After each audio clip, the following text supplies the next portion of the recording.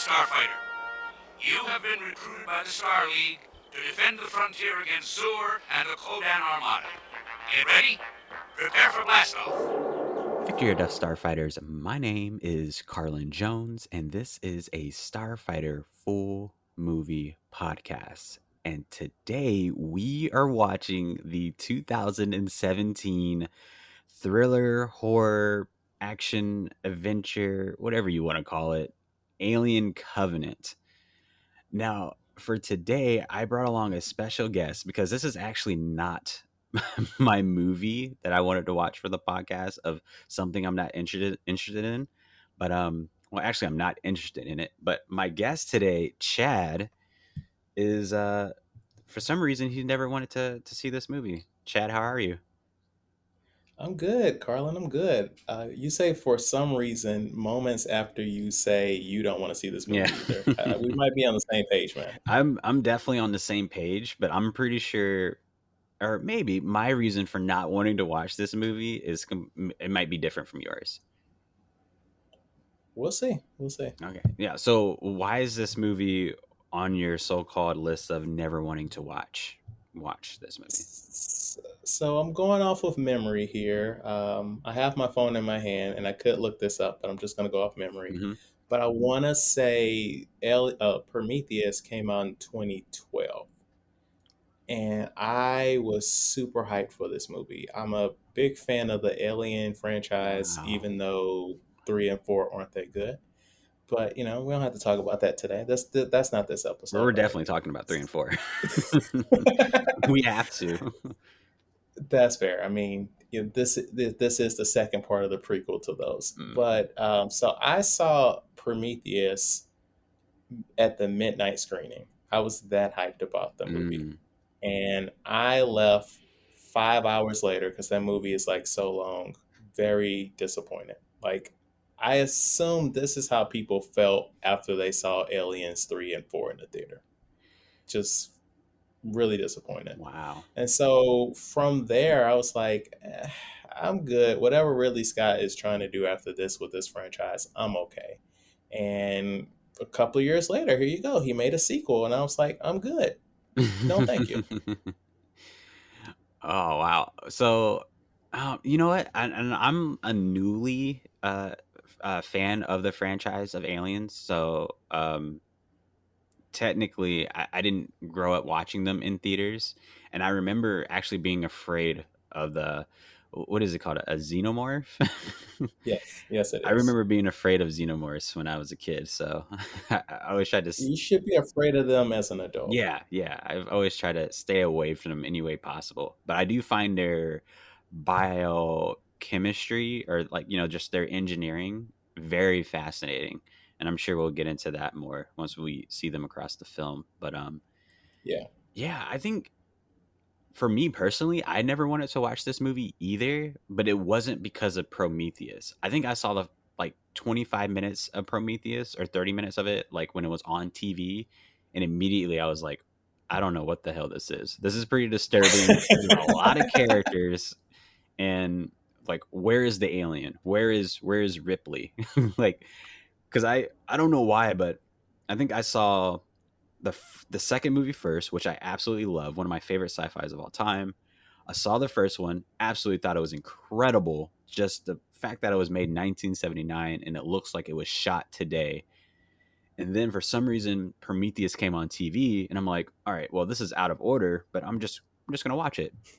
That's how I watch these movies anyway. Yeah, Let's go. Yeah. And I didn't know what the hell was going on in it, and I was very confused, and I just stopped watching altogether. But initially, it was the third one and the fourth one that made me just not want to continue anymore. Yeah, I mean, that's fair. I just want to full disclosure. I own the 4 DVD disc box set of the Alien Quad trilogy, Nice. and those last 2 have a lot of dust on them. Wow. Yeah. Well, it's such a weird franchise, and I can't wait to ask you this question when the movie goes, because I'm gonna ask you a question about I hope I pronounced her name right, but Sigourney Weaver. Sigourney Weaver. Sigourney Weaver. Thank you. I'm gonna ask you a question about her that's related to. Oh God, how did I forget her name? Rod. Nomi No, no, Repulse. no, no, no. Who Repulse. is the actress from the Fast and the Furious movies? I'm just drawing a blank. It's Jordana Brewster. Oh, Charlize Theron. no, the other one, the one who's like with Vin Diesel. Oh, I'm looking at her face right now. Michelle Rodriguez. Rodriguez. Yeah, Michelle Rodriguez. I Yes. don't know why I just blanked on her name, but I have a Is very she in this? no, she's not. She's not in this. But I have a very interesting question to ask you about those two once we start rolling, because Okay. as you know, the Alien franchise is such an importance in film history because Uyghur was the first ever woman in film to actually be paid over a million or to be paid $1 million and over for a film, which is absolutely huge. Mm-hmm.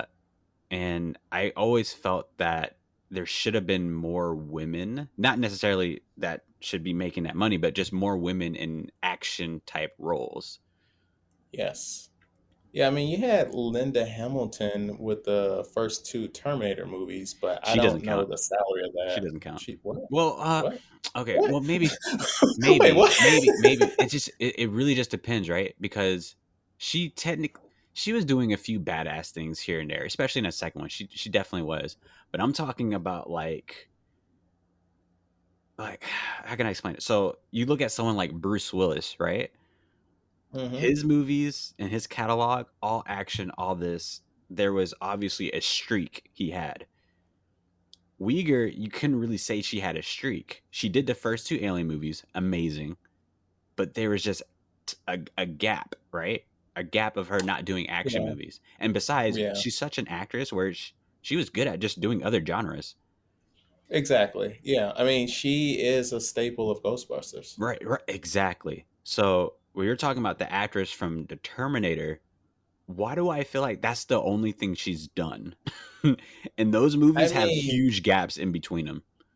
if you want to get into the weeds, she was married to James Cameron, so she didn't really need to do anything. Right, right, right. I mean, after that divorce, it's like she basically owned Terminator, so she didn't need to do anything else. Right. Wow, I didn't really know that. Yeah, but I could talk about some James Cameron stuff. Like that man, that man likes to have relationships with women he works with. I'll say that. wow. Yeah, well, I'll just ask the question now. So the question I was going to ask is, I personally believe that Michelle Rodriguez is one of the most wasted talents that we've ever seen in Hollywood. One of the best female talents in terms of her look, her attitude is just badass. The fact that she's never had a franchise for herself, like what you see with Bruce Willis with Die Hard movies or Arnold Schwarzenegger with his movies, I think it's a huge disservice for her and for just movie fans I, in general. I can't argue with that because like I'm really just thinking about her filmography. It's like she's in Resident Evil, Hmm. Fast and Furious, of course. I liked her on Lost. I'm not sure if you've seen that Oh before. yeah, she was in that. I've seen Let's season see. one, then I just stopped. Well, she was in season two, but Oh fuck! Damn. Maybe that's why I didn't remember her. let's see here. Looking up her filmography here. A lot of Fast and the Furious. I gotta scroll. Machete. Well, all of her previous films before she got into Fast and the Furious, she was amazing in. She was in a movie called Oh, 3 a.m. that was directed by, I believe it was Spike Lee's protege. I forgot his name, but she was great in that. She was just this taxi driver who was just kind of just had a chip on her shoulder, and she was trying to live her life, but also trying to like make ends meet. It was fantastic. okay, okay. And Speaking of James Cameron, she was in James Cameron's Avatar. oh yeah, she was in that. You see, she's so much better than a supporting role. I just don't want to see her in that anymore. I agree. I agree. I don't. Can is she a lead though? Like I know Yes, that she's she has absolutely a the lead. credits. She can lead, Okay. and I'll tell you Okay. why. If you watch her movie, Girl Fight, I think that's the movie. I've heard of that. Yeah, that was, I think that was her first ever film that she's made. Absolutely amazing in that. You can watch her in 3 a.m., which is on YouTube, I believe. And she also came out with a movie, I think in 2017, 2018. That was an independent movie, just her alone, called, oh my God, what was that movie called? Okay, I can't The remember what Limit. it's called, but if I explain the plot to you, you're going to find it absolutely ridiculous, but it's actually really good. So the plot for this movie is about her being, or it's about a guy, right, who killed some dude, right? He just killed some dude. He's like a hitman or whatever. So that dude had a sister, and that sister is trying to get revenge on that guy. So she ends up kidnapping him and performing a surgery on him that changes his sex into a woman.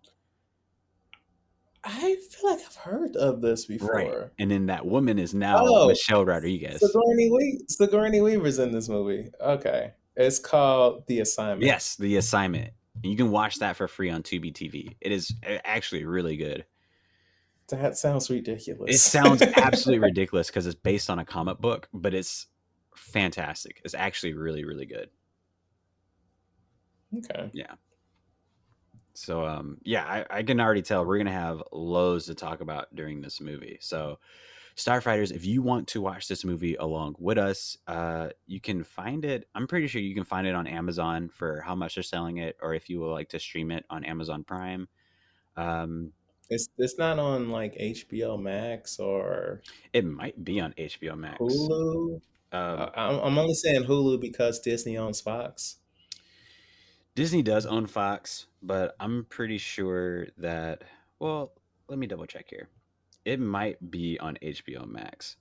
But let's see. Alien Covenant. No, it is not on HBO Max. So yeah, they'll definitely have it on Hulu, but maybe you might have to charge extra for it. Or if you just own the DVDs, you can follow along with us. So, Starfighters, we are going to get started with this movie in 5, 4, 3, 2, 1.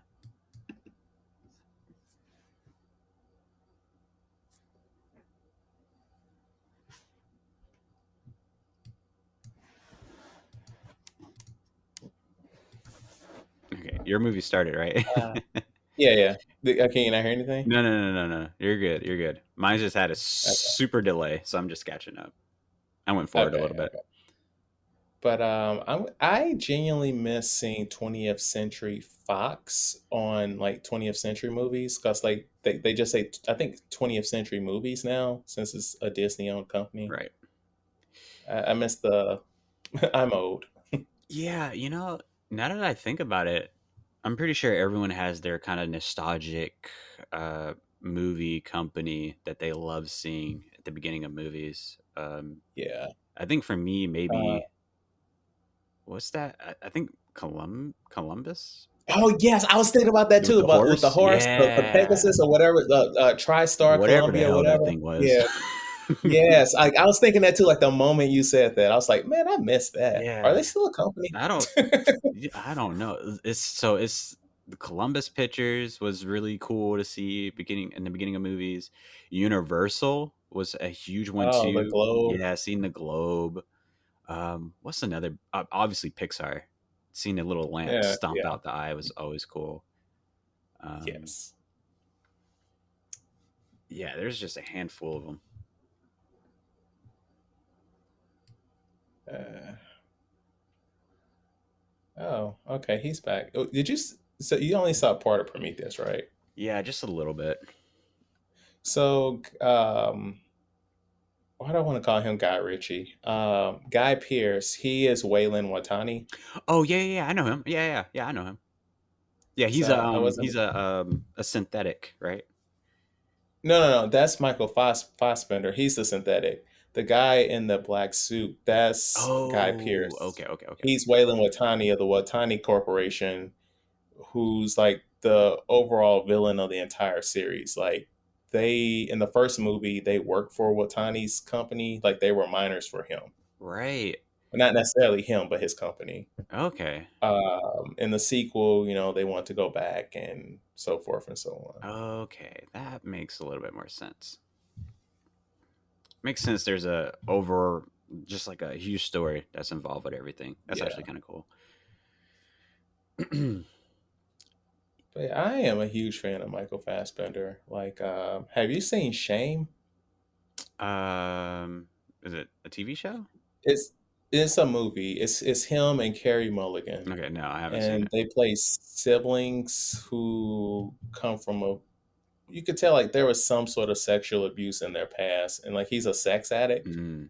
and it's like really good. It's directed by Steve McQueen, the guy that did 12 Years a Slave. Oh, okay. Like, I highly recommend it. Wow. It's like some of that. I mean, it's one of those movies made purely for an award, but it's quite good. Cool. Yeah. Yeah. I've never seen Shame. I have seen a low down dirty Shame. I haven't seen that movie in probably 20 years, man. I love that movie. Yeah, one of my favorite movies of all time. Young Jay. Oh, and then Jada Pickett. Yeah, at the time, Jada Pickett. She got mad at that soap actor. Like, Chad, what's wrong with you, Chad? Yeah, Like, that was his character's name. Absolutely amazing. So back to the Michelle Rodriguez thing, because this is the actual question I wanted to ask with the whole Michelle Rodriguez is, has there ever been a female actress that has had just a reign of action movies, or who is the action queen in films? The action queen, right? Because I don't think there is one. I don't think Hollywood ever allowed there to be a female to do that.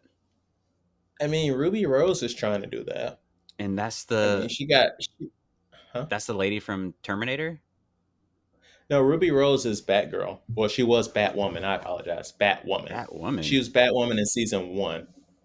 What? And then she abruptly left. No. I'm not talking. No, not talking about the TV stuff.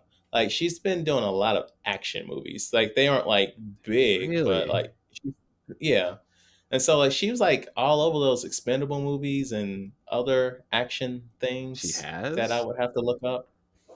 Let me look this woman up. Yeah, I'm gonna look at her right now too. Like, I've only when not Catwoman, excuse me, when Batwoman came out, that was the first time I've ever seen her in anything. Okay, let's see here. Well, most recently she was in SAS Red Notice, which is an action movie that's supposed to be pretty good. I haven't seen it myself. Let's see here. John Wick 2. Oh my god! Triple X Return of Santa K. I know exactly who she is in John Wick 2. Personally, I think John Wick 1 was a really solid action movie. Very cool action, actually amazing action, not much plot. And I thought the second one was so boring. Might be one of the most boring movies I've ever watched in my entire life. And I think the third one is a freaking horrible movie. No plot at all, just action. I've only seen the first one. Also, like, I'm scrolling on her filmography, and I'm like, "Ooh, wait, I'm out of movies." So I retract my statement.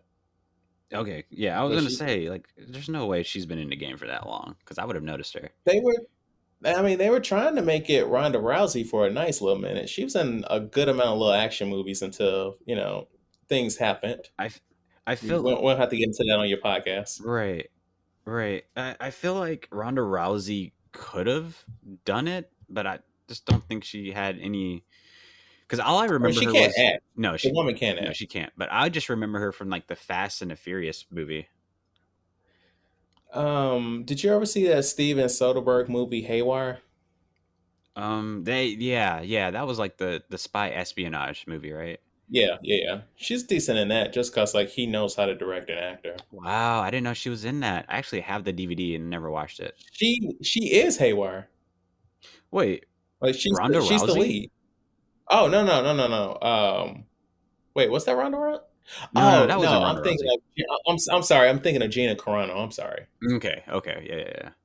I apologize. Yeah, I was like, there's no way Ronda Rousey would ever perform in something like that. She's not good enough for that. No. And I love Ronda Rousey. I'm a fan of mixed martial arts sports. So Mm, already this movie is kind of. I've already went yeah. into this movie thinking it was going to be shot beautiful. Like, what is the point of that tinfoil thing? Like in space? I mean, the gold, That yeah, the gold thing around the ship. yeah. Like, what are we doing I have here? no idea.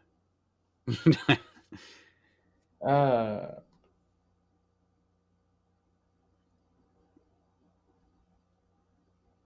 You know what's really cool? Have you ever played the video game?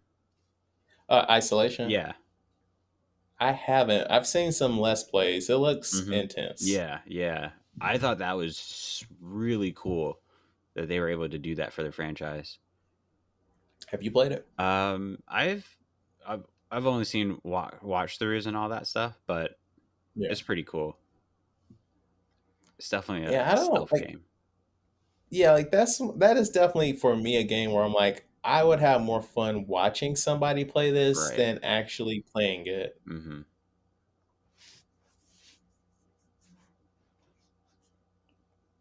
It's an interesting place for a pod. What was that? What was what? What he just picked up? Oh, an embryo maybe? That's what it looked like.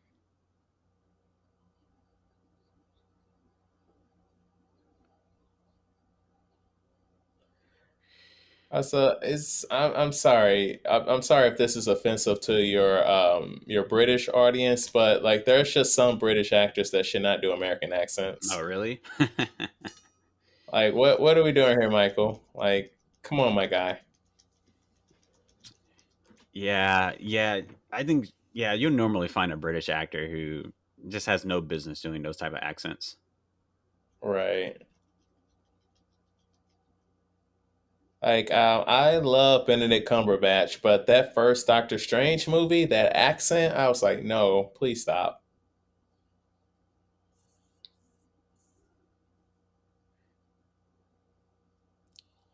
So, do you believe in typecasting? Like certain actors shouldn't play certain roles because certain films they've done in the past, you won't take them serious. Yeah, there are some roles where I'm like, absolutely not. I'm not gonna pretend like I didn't just see James Franco dying in this tube here.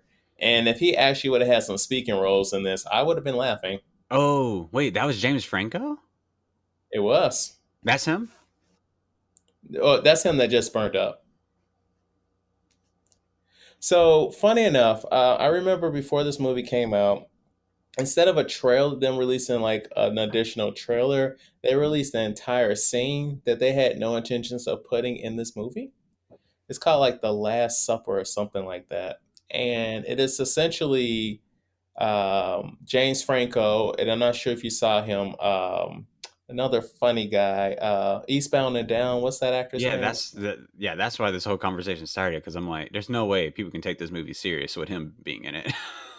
Right. So it's like all these characters before they went to their sleep pods, they had like this Last Supper type situation, and it's like a maybe a 5 6 minute scene that instead of putting it in the movie, which probably would be helpful, they just released it. And so that's why you have James Franco in a tube dying, catching on fire with no lines in the movie because his movie was released before the movie came out. Wow. His scene. Well, you got to check regardless. That is true. I would That is love to be in a true. movie and not say anything and get paid what these guys make. I mean, are you familiar with Matt Smith, the guy that was once upon a time one of the doctors, Doctor Who? Maybe I actually just watched my very first episode of Doctor Who like a few weeks ago. Have you seen The Crown? The Crown, is that the British movie with Helen Bonham Carter? No, no, no, never mind, never mind. Uh, That's King's Speech. Never yeah, mind. Didn't know. I haven't seen it. well, close. She's in like season three. So The Crown is the Netflix show about Prince Queen Elizabeth. Oh, okay. Yeah, I know Uh, what you're talking about. he played Prince. Oh, there's James Franco. He played Prince Philip. But anyway, Matt Smith, well, he was in like two movies where he ended up getting cut. Like he filmed like stuff for the ninth Star Wars movie, and they cut all of his stuff. Hmm. And he was in something else that he got. Oh, he was also in Terminator's not Salvation, Genesis, where most of his stuff got cut. He was like Skynet as a human, Hmm. basically. Oh, I didn't know she was in this. I love her. I don't know who she is. Her name's like Carmen something something something. That's what's that man's name? He plays Felix in 007. That's his wife. Felix? Yeah, Lightner in 007. Hmm. You just saw it, man. You just saw it last week. I know. It's No Time to Die. Jeffrey Wright. That's Jeffrey Wright's wife, but she's in a lot of good stuff. oh, okay.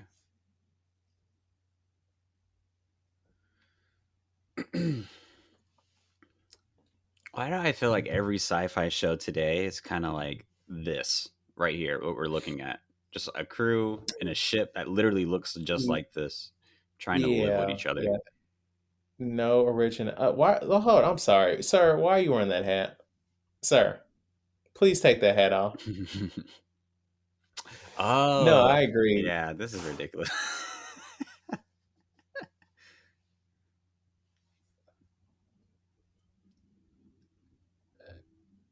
I love it how they're like, all right, so we had like a whole bunch of people. Oh, that he's in this movie? What is this movie that I picked? Is this Chris? Was that Kristen Stewart? I don't know, but did you see Jesse Yeah, Smollett? Like, yeah. how many controversial people are in this movie? Yeah, James Franco, he's in trouble today now. That's what I mean. I didn't want to say it, but then I saw Jesse, and I was like, wait a minute. Hmm.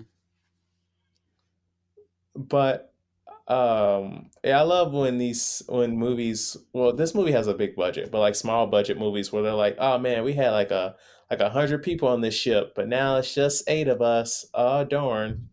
Right, right. I'm trying to think, like, um, because I work in the movie industry and things like that. I mostly do TV shows. Okay. I would Okay. love to do more movies, and I'm trying to think. I did my first sci-fi movie, um, I think back in 2019, Okay. which was Anything pretty I would have cool. seen? Well, it was on. It was like a BET feature type of thing, like a What was it? BET What special. was it called? It was called Emu the Dreamer. Right. No. Yeah, it's about a black kid, and I guess it's kind of like the distant future, so maybe like 2040, right? Things still kind of look similar to what today's world is, but it's about this black kid from the projects, and for so many years, decades, nobody has able to have a dream because Hmm. of whatever is happening in the atmosphere or whatever, because the planet's dying. And he has a dream. He has a dream, and immediately scientists are going to the projects, searching through all the doors, all people's homes, trying to find this kid who had a dream. To study him. Yeah, yeah, basically to study him. Interesting. All right, and it's pretty cool. I mean, I would love to work on just more sci-fi stories like this because I just feel like they're so unique, especially in terms of Yeah, I props. agree. I cannot disagree with that. Like, we need a flashlight, but it needs to look interesting and futuristic. Right. All right. Yeah, yeah. This flashlight looks like a dog. Cool. That's what they're doing in the future. Exactly. Like, yeah, and you like just look at the colors. Just everything is just so heightened, but yet so Yeah. dark.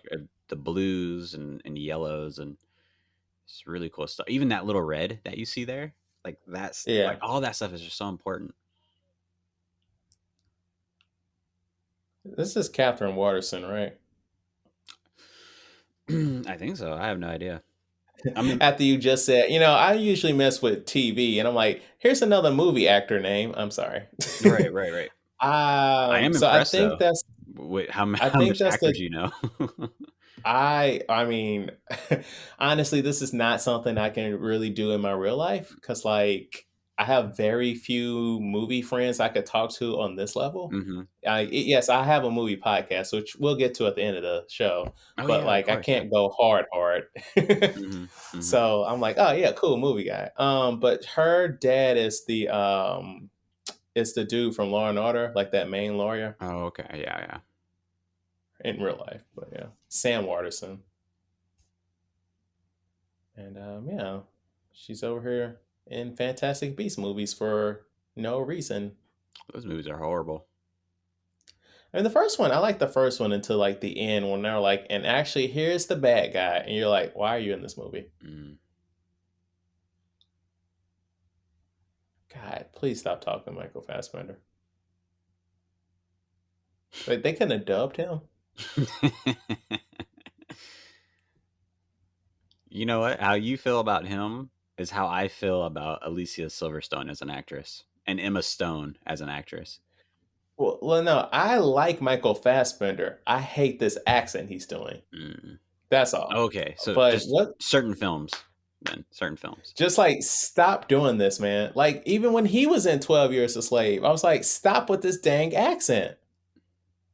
Just be British. Be a British slave owner in America. Well, I think he's like Irish, but yeah. What is your issue with? I mean, I'm with you with Alicia Silverstone. Like Absolutely can't stand her. everything I see her in, I'm like, are you high, ma'am? Yeah. And even in Well, real life, like I went to a Comic Con and she was on a panel, and it was like, are you high right now? It's like 8. It's like 9 a.m. What is happening here? But how can you not love Emma Stone? She's the GOAT. Emma Stone. Okay, she's definitely not a goat. And wait, before I answer, how badass is this? This is actually something I would love to do if I were to ever die. You just send my body in You space. you want to do some? So you say you watched the Star Trek shows recently. Have you seen the movies? I have seen what's it called? The J.J. Abrams movies. I have seen those, Okay, so but I have you haven't not seen the classic. seen like the actual movies before that. So Like I First like Contact and the all that. original. No, not that. I meant further back. I meant like Oh, with the original team. oh, you mean like the one with Yeah, what? yeah, like Rafa Khan and Yeah, yeah, Search yeah. for a No, I Spy. haven't. I haven't seen those. I actually heard from Star Trek fans that those movies aren't necessarily good, but they're okay if you really love Star Trek. Like it's just more content to Whoa, love. whoa! I'm not a huge fan of Star Trek, but I love those movies. Now, granted, the principles of that is only the even numbered ones are good. Oh, So you can skip one, but two is the Wrath of Khan, which like really brought Star Trek back, you right, know? right. Yeah, I heard that one's And good. then and then you had the Undiscovered Country, which is the fourth one, which is so fun. And then the sixth one was fun. And then you go into like the Next Generation movies from there. Mm, okay, yeah, yeah. I should definitely watch them since since I love Star Trek. Right. Get out of here with that stuff, sir. Yeah, but so But no, I was trying to say that them shooting that body out of the airlock is from one of the Star Trek movies. It like that's the first thing. Like if I see a body being shot out of a spaceship, that's the first thing I think of. oh yeah, I just think how badass is that though? Like to Yeah, because hey, you don't very know intuitive. your body can just be casting off for centuries and centuries, and then you might Yeah. land on a planet or a ship from some advanced alien species that knows how to bring people back from the dead. You never know. Oh, is that what's that man's name from season one of season three of True Detective? Oh, Um, I've only seen season 2, I think. Come on, man! I'm over here bringing this to TV shows. All right, I know. Steven Dorff. Is that Steven Dorff? Maybe he kind of looked like Chris Hemsworth from a distance, but I wasn't too sure who that was. It was the blonde hair that was fooling me. All right, let me see here. This is 2012. No, when did this movie come out?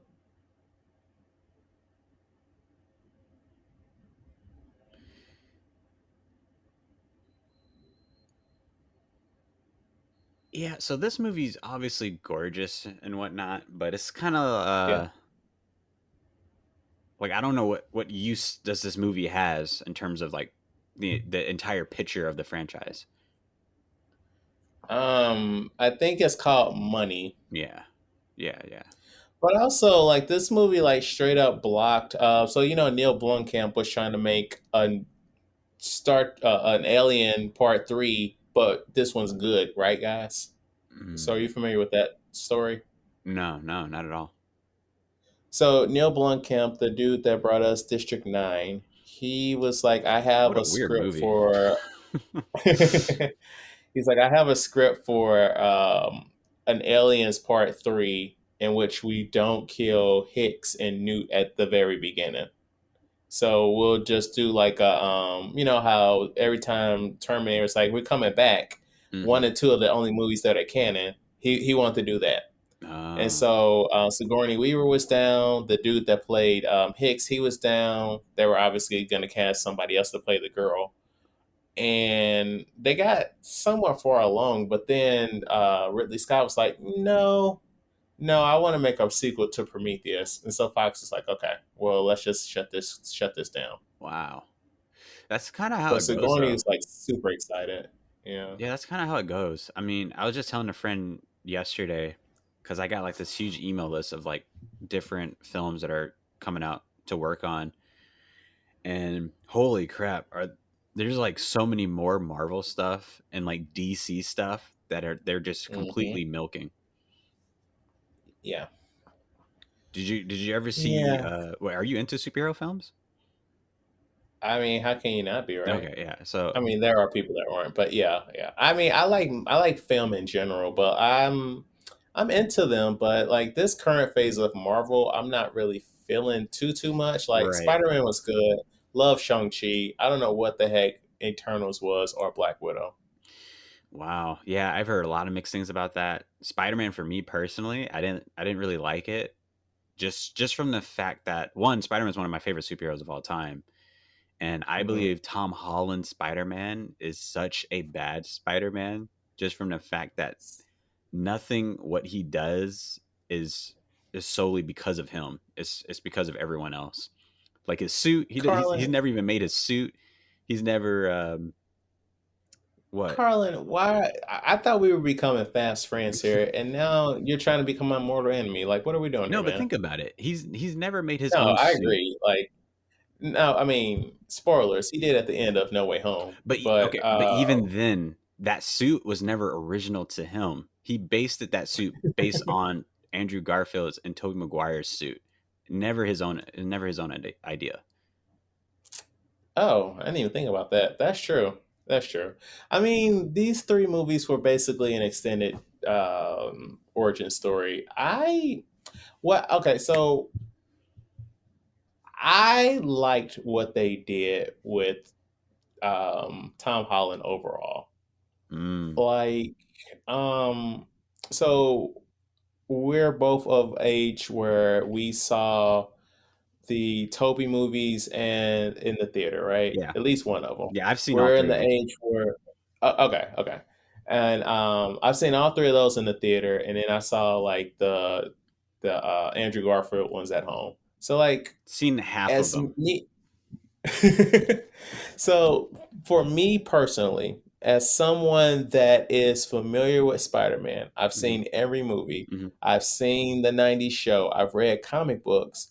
I don't want to see the same crap over and over again. Like I don't want to see Uncle Ben dying. I don't want to hear with great power comes great responsibility. I'm just Right. talking about like I'm not talking about this third one yet.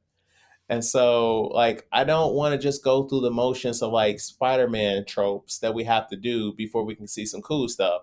So I like how they were like, yeah, Tony Stark's gonna like alternate universe. Tony Stark's gonna slide in, you know, when he's really finding himself and mold him in his own image. Like I like that. Mm. Like I like how like he's like, here, kid, here's all this money, do all these things. And what do kids do when they have more money than guidance? They mess up. And so that's what we saw, right? Uh, And so like yeah, sure, yeah. no, No, no, what? I agree. In the first movie, we definitely did. So Yeah, and I feel like he was still pretty naive in the second one, which I was like, I guess, like give him Mysterio those glasses, Mm-hmm. sure. Mm-hmm. I do have some issues with No Way Home. I'm not gonna besmirch that movie in this conversation just because like I feel like I need to be pro Spider-Man No Way Home since you're anti it, you know? But no, I mean I don't disagree with what you're saying, but I'm just saying for me personally, it was nice to not have to hit those same beats. Like Right. genuinely, how many times have we seen Thomas and Martha Wayne murdered in Crime Alley? Like seriously. Like I don't want to see that crap every movie. Okay. Yeah, I can agree with that, but I think that's a testament to the writers not really doing their due diligence of making creative alternate Spider-Mans that you can just base it off the comics. Because one of my favorite Spider-Man, or my most favorite Spider-Man, is the Ben Riley Spider-Man, aka the Scarlet Spider-Man.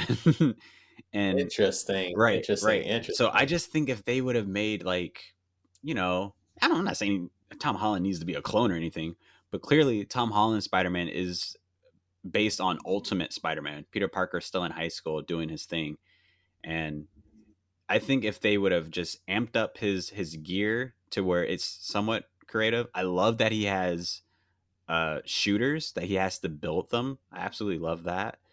But I think they really missed it with MJ. I love Zendaya as an actress. I do not love her as MJ. And his best friend Ned is absolutely horrible. Aunt I May is mean, horrible. Jesus Christ. okay, to just jump on Ned, like Ned isn't like they basically stole Miles Morales' best friend Exactly. Genki and just made him another character. I'm like, why did you do that? Right. But what's your issue with Zendaya as MJ? Well, I mean, acting wise, it was really nothing to complain about. But it's just like her character. Like, why are you here, and why are you so different from like what actually MJ is? Which But this is an alternate I universe, and also it's not necessarily MJ. Like the way this last movie left off, like he in college he could meet Mary Jane. or Gwen Stacy. Hopefully, it's not another Mary Right. Jane. I can't take another one after what Zendaya did. I mean, I saw something where they were talking about Oh, Emma Stone. casting of oh no, not that. Something where they were talking about I can't remember who the actress they were talking about casting for Felicia Hardy and like skipping all that other stuff for the Ooh, for Spider-Man. yeah, Felicia Hardy in the next movie. That would actually be pretty cool. Shadowcat's actually really cool. I love her. Did you play the Spider-Man video game? Yeah, I pretty much played them all, but yeah, you're talking about the I was, PS4 Marvel Spider-Man, yeah, right? yeah, yeah. I'm sorry. I said Spider-Man video game like there haven't been a Yeah, billion, but yeah, we're on the same page. yeah, yeah, Like like I can't. I think she was in the main game, right? Like I didn't buy the DLC. Like I remember, like I've seen like YouTube stuff of the DLC, but like she was really cool in that game. But I can't remember if she was in the yeah. main Her game. costume design was fantastic. The voice acting was fantastic. That whole game was beautiful. It was fun. I felt like Spider-Man. I personally think it's a really, really good game, but the story 25% of the story was amazing, and then the rest of it was absolutely awful. Like the stuff where it's like catch these pigeons. No, no, no, no. Yeah, I'm even talking about like the main quest, like everything up to where he met Miles Morales. Like when Miles Morales' dad died in that That election, shooting. yeah, election Yeah, shooting, whatever. All that was fine until after that. yeah. I didn't like Okay. because one, I love Miles Morales. I would love for him to eventually take over Spider Man, have his own game, movies, all that stuff, right? And if Oh, you want, he has his own game. yeah, yeah, yeah, It came out last right, year. right, right. But I never played or bothered that game because that was clearly You need to. supposed to be a DLC, and they just wanted to make more money and release it as a full game. Yes and no. It's like a good like 8 to 10 hours of content. I Like heard I heard the story is just 2.5 hours. Really? I mean, maybe if you're running through it. Yeah, if you're running Okay, through well, it, it's like 2.5 hours of content. okay. Well, for both Spider-Man games, I 100%ed them. I'm like, I'm gonna like, I love Spider-Man. I'm gonna invest all of my time in this. So maybe that's why I had that much time in it. Yeah, I absolutely hated MJ in that game. I mean, I didn't mind that she was a photographer, worked for the Bugle. She's trying to be like Oh, when you had the independent, player, whatever. That's cool and all. But when it was like her gameplay, holy yeah, crap, did the game slow down? her and Miles, her and Yeah, Miles. like why are we playing this? Um, Yeah, but with Black Cat and like some of the DLC, like stuff I watched on YouTube, because I'm not paying for it. Mm-hmm. Like so, like since this is like a world where it's like he's been Spider-Man a while, he's had adventures we haven't seen. Like the way this Black Cat gets him to like help him is that she tells him that she has a son, and like, oh yeah, I haven't seen you in like 3 years. My 3-year-old son is missing. Like Yeah, that was a little awkward. So yeah, but I love it if they brought her into the MCU. Yeah, I mean Felicia Hardy's freaking awesome. I fell in love with her character with like Spider-Man 2, the video game. Oh man, I haven't thought about that game in forever. That was such a good I game. absolutely love that storyline with Black Cat.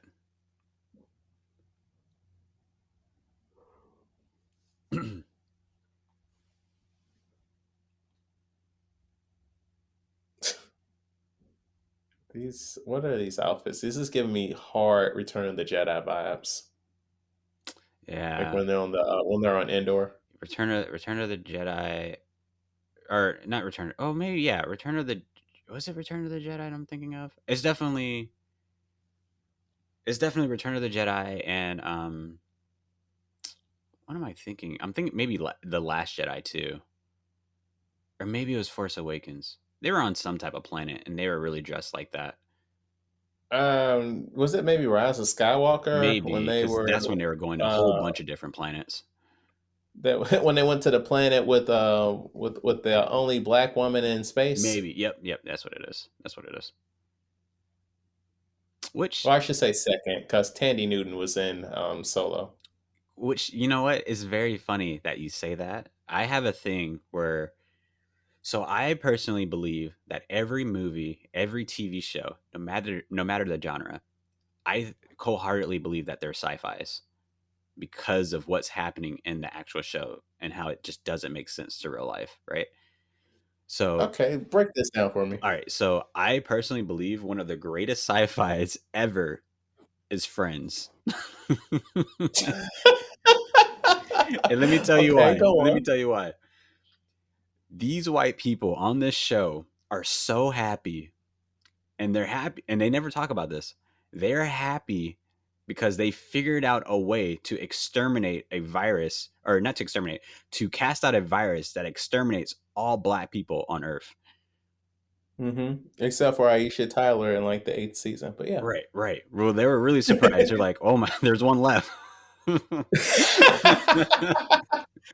I mean, that's fair. That is fair. Right? Same thing with Sex and the City. It's like it's so amazing how these shows can be based in New York where there's so much diversity and you absolutely see no one but white people. I mean, that is not. I wouldn't say that's sci-fi. I would say that's fantasy. That's Fantasy is fantasy for sci-fi someone. at its core. If sci-fi is I basically mean, anything that can't be explained in a scientific means. right, but we're doing magic here because I would think that Lord of the Rings and Game of Thrones are more fantasy with magic based than Definitely. sci-fi. Definitely. But they could still be sci-fi. Listen, you will put something fantasy when you can't explain it scientifically. But when you I can see. explain it, So the virus. yeah, when you can explain it in a sense that kind of makes sense to you in a scientific way, then it's sci-fi. So my question is, how much Friends have you watched in your lifetime? Not very much. Not very much. I I didn't grow up see. watching it. I think I've last year in 2020, or not, maybe not 20, because last year is 2021. I think last year in 2020 I watched 2 episodes of Friends with my friend for the first time, like all the way through. since then, it's always been like catching episodes midway, watching like a few minutes throughout the course of my life.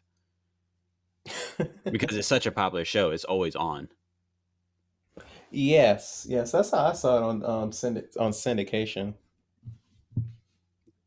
Right, yeah. And it's a very Friends is such a show, and I'm like writing down timestamps so people can like really engage in these conversations. So this one I'm gonna really type down Friends conversation, or maybe a I check. Friends banter or whatever.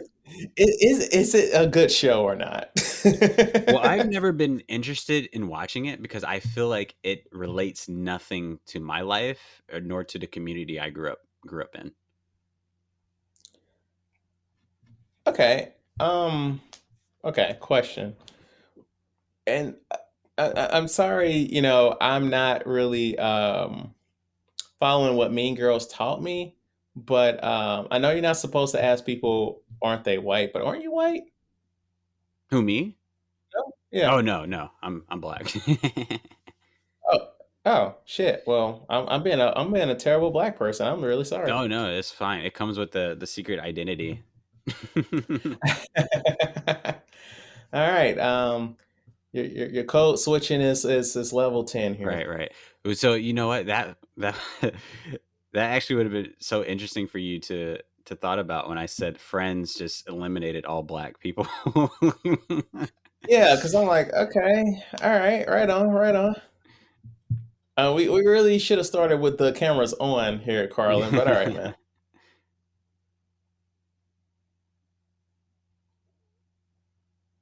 Oh, okay. I'm gonna go out on a limb and say this man's infected. Right. I mean, also that was a thing in Prometheus, right? Where they're in that cave. Oh, you saw like 5 minutes of Prometheus, right? Or you Yeah. saw the whole thing? No, I saw like 25 minutes. So there's a part where they're on that planet and they land on the planet and they're wearing the suits, the space suits with the helmets, Hmm. because this is a planet, you don't know anything about it. Exactly. And they're in a cave and like they take their helmet off and they're like you're scientists, why are you taking your helmet off? And Right. what happens? Face hugger. Right. Right. And I remember someone making a video analysis of this exact movie, of that exact scene, saying like, this is a new planet. Although, hey, there is oxygen and we can breathe on it, we don't know what else is looming in the atmosphere. Right, there could be black shit that goes into your ears and infects you. Exactly. Absolutely. So it kind of, yeah, that, I mean, listen, I can understand if someone who is not educated, maybe they Right. haven't studied whatever these people's professions are, and they're like, all right, this is a new planet I'm on. I'm going to go outside and take a look. But yeah, these supposed to be professionals, right? You would think. They had some form of education.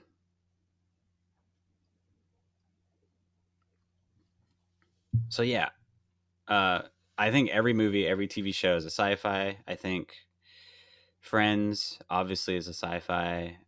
What else is a really good sci-fi? Or I guess not really good sci-fi, but a strong sci-fi.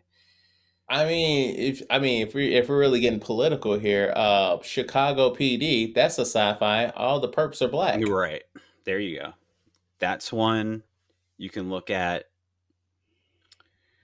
What's a really good one? James Bond. Now that I'm thinking of it, that's definitely a sci-fi. All the dumbass weapons and stuff. Dumbass weapons, dumbass gadgets, and I don't understand how a 50-year-old man is still a 50-year-old man who is an active alcoholic is still able to move and do all these things and have like 20/20 vision and all this crap. Have you read any of the books? Well, on my podcast, I was actually talking about how I did listen to Quantum of Solace audiobook a few years ago, and I'm currently now listening to Moonraker. Okay, so for that episode, so I saw that was your most recent one, and I started listening to it, but just because of my inherent bias, I don't like listening to podcasts with one person. And so I was like, oh wait, well the one before this, he's got a guest, so I switched to that one like a few minutes in. Right.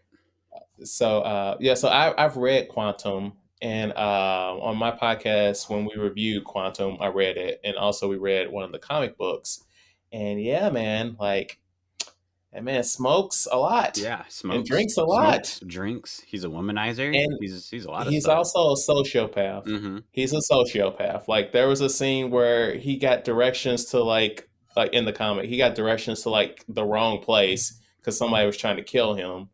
And they're like, hey, man, you're not supposed to be here. They weren't even threatening him. And he killed everybody in that building. And then we're like, what did we just read? What is happening here? Right. Yeah. James Bond is such an interesting franchise. And in my, on my podcast episode, I was basically saying how it is absolutely amazing how No Time to Die, the movie itself, aged horribly in just a course of 1 month. Just from the, I mean, the virus plot. I mean, not even that. So I believe that, and this is going to be so good because I'm actually I'm going to make a video on my YouTube channel about how does a franchise, a movie franchise, TV show franchise, but how does a franchise stay relevant for so many years? And I'm going to compare 007 franchise to the Little Vampire franchise. If you've ever seen those movies. The one with Little Vampire? The one with that little boy from Jerry Maguire? That had more than one movie? Well, a franchise, as you know, doesn't have to be with movies. It can be with everything that can push the franchise forward to existing and staying relevant. It had other things besides that one movie. So the Little Vampire the Little Vampire franchise has existed for nearly 50 years, almost as long as James Bond. I'm sorry, what? Exactly. I know. I'm blowing your mind right now. So that's wait. Little Vampires was IP? What the hell is happening here? So in the 60s to 70s, the Little Vampire first resurfaced as a children's book, and it became really popular to the point where after so many years, they decided to make a TV show on it in the 80s. And the TV show went on for maybe a season or two or whatever. But even though that show still was very popular and people really loved it because it was one of the first ever kids shows that was actually had a horror element to it, but at the same time, it wasn't scary that kids could still get into. Okay. So then after that, so many years, in the year 2000, they came out with a live action movie that I grew up with and absolutely love. And then after that, how old are you? I'm 28, or excuse me, I'm 27. I turned 28 in a few months. Just trying to plus up yourself. Right, okay. Yeah. Okay. I'm 27. All right. So we got a little bit of a gap here because I'm like, I remember that movie exists, but I never saw it because I'm 35. Okay. Yeah. So even after that live action movie in 2000, they came out with another animated movie in 2017, 2018, I believe. Okay. I know they're not about to take this man back to the ship. Oh, now she's infected too. Nope. All right. You both stay out. Nope. It's just like that meme about the first Alien movie where a woman was following protocol saying, hey, don't go off the ship. They go off the ship. They get infected. I can't let you back on the ship. All right, but I'm back in the ship. And now we got aliens. That's how you get aliens. Yeah, well, I 100% agree with that. But at this point, you are all infected technically. So I guess it wouldn't matter if he's back on the ship. Technically, I mean, I guess it wouldn't matter. But no, Carlin, I had no idea that Little Vampire was fucking intellectual property. Yeah, it's been existing for nearly as long as the 007 movies. And the point I was trying to make was that in No Time to Die, along with pretty much every single James Bond media that exists today, has aged so poorly in today's world because the story of James Bond and his character himself kind of only exists and there's something. Okay, I don't understand what are you supposed to do with this guy now? Just leave him. Right. Also, like he spewed blood on your face just now, and you're like, "I'm gonna lock the two of y'all in." Nah, girl, you out too.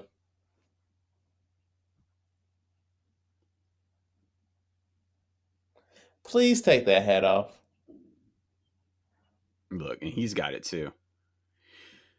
So, so clearly, an alien's gonna come out of him, right? Yeah, I would think so. So Yes. how did the xenomorph go from a little, I don't know what they're called in that state where they're kind of like little crawly creatures, like a little spider kind of. Okay, so I don't know what we're doing in the Prometheus movies and Alien Covenant stuff, but like in proper Aliens, it's basically a rape allegory, right? So the face huggers, they assault your face and like inject their seed into you, right? This makes no sense. And You're the infected too. yes. Sorry, I didn't mean to cut you off, but that didn't make any sense. No, no, you good. You good. I mean, you're right though. She is. It's game over for you, man. Also, is that the dude from the those Jedi games? What do you call them? The one where it's like on PS2, PS3, Xbox and stuff, where he was like the secret apprentice of Darth Vader. Is that him? I don't know, but why on earth would you just leave her there? That makes no Because sense. she like you said, she's infected. But they're all infected. He puked first. He No, coughed no, up she's blood on the white girl first. no, no. Well, first of all, she's keeping a good black woman down. But secondly, That's first. everybody Yeah. thinks that they, everybody thinks that they aren't infected, right? Mm-hmm. That's how these work. I'm not. I'm not it. You're it. Makes no sense.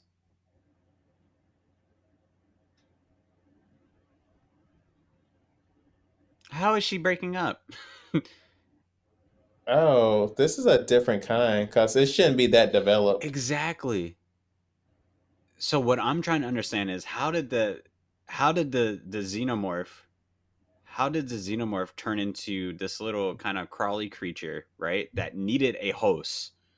Right. That needs a host in order to fully grow. So how did it turn into that from what? This is stupid. You left her to fucking die. Why are you going back in here? Yeah, how did it turn into You're a that? dumbass. How did it? I'm sorry. I'm Yeah, sorry. yeah, but how did it turn into that into like an airborne thing? Uh, I wish I could tell you. They were, but I didn't see Prometheus all the way.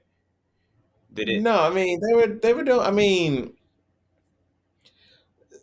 so yes, they were kind of playing around with some stuff. They found some sort of goop, and Michael Fassbender, he was a different robot in the first one, and he was like doing experiments on the people. I remember that, but no, I got nothing, man. Also, oh, it broke the glass. Okay. Oh, she's dead too. Cool. Cool. Have you seen any fan edits of movies? You mean like fan films? So where you have a movie and someone like you or me, we re-edit the movie with like deleted scenes or takes things out, stuff like that. Oh, I'm pretty sure I have. Yeah, depending on the movie. So there is an incredible fan edit of Prometheus. I forget what the the editor called it, because there's like 2 or 3 hours worth of deleted scenes of Prometheus, because like, and they just released them all on a DVD. How is she still So, walking? so you can make your own movie out of it, basically, and like that fan editor made like an extremely coherent version of Prometheus. Mm-hmm. I've seen it. Oh, okay. Okay. Okay, we just gonna let that thing just come out of him? We're not gonna kill it. We're not gonna kill it. No. Okay. Wait, how did that happen? What? Yeah, I think I can understand why people didn't like this movie. It's Yeah, like it's it's kind of how I feel about Star Trek Discovery. It's kind of just going against just the laws of how the xenomorph works. yes.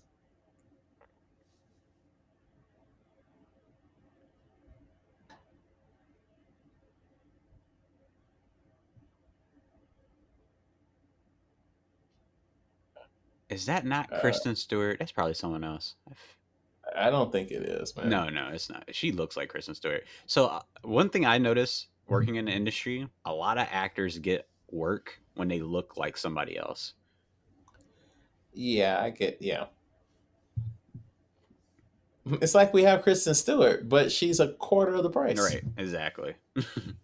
And she's What not I bad at can't. acting.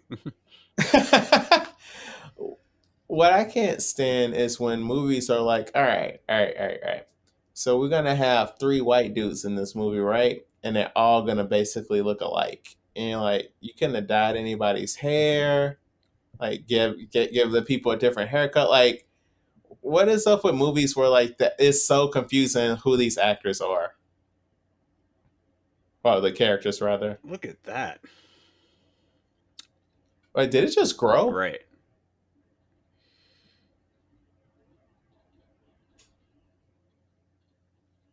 So one thing I've always felt so fascinated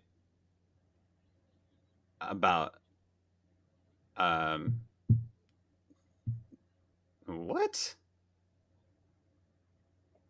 Uh, These things honestly do make the perfect weapon.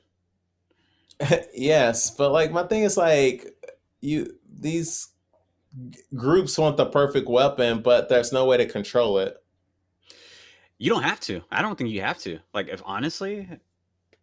if you're at war with a different planet, just take a baby. All you need is one baby and just leave it. Just leave it somewhere random on a planet.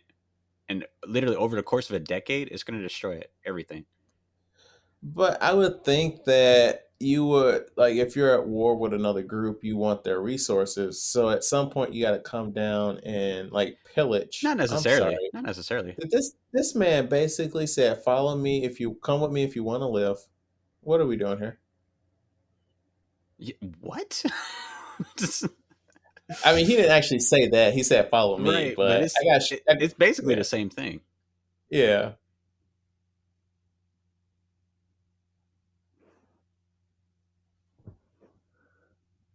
Um, no, I mean, but like, if you want to get the resources, you got to find a way to like clear the planet out, though, right? No, not necessarily. You don't need the resources. Maybe you're just trying to just Why, get rid why, of the why does one go to war? people go to war for or people aliens from different movies, all this stuff. People go to war for many different reasons. A lot of people go to war for not even to for the purpose of defeating the enemy, but just to make their economic growth of their planet or of their country or whatever. Exactly, with said resources. Well, even then, with the resources, right? Even then, there's some people who even just go to country just so that other countries can maybe they're afraid that the war might get to their country, so they're going to trade with us. So That's fair. yeah, it can be for many different reasons, not necessarily for the resources, right? I think maybe the best example you can think of is like Starship Troopers, that movie. But I thought they wanted the resources on the bug planet. Did they? It's been so Yeah, long since because I've I seen it. thought that was like a allegory for like the first Gulf War. Okay, well then. Like I'm talking about the movie version, not the book. Oh, okay. Yeah. So okay, let's take a look at what's a good movie.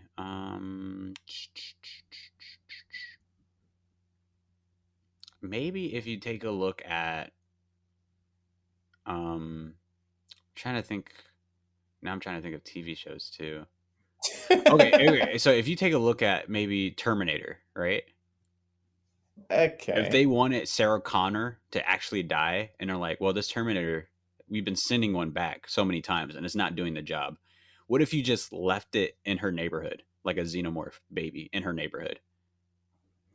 Right, but it would destroy all of humanity, and you need the actions to occur so that Skynet is unleashed. No. You just need her dead. You just want her dead. It doesn't matter.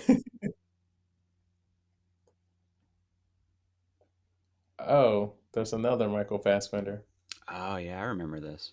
I kind of know what's gonna happen, but again, I've never seen this movie.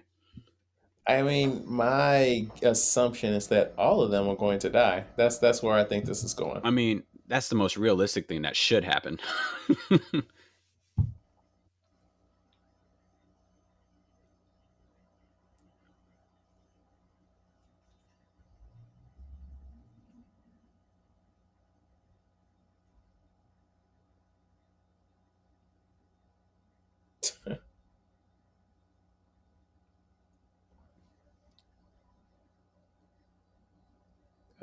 Why is that android growing hair? Oh, that's true. Why is he growing hair?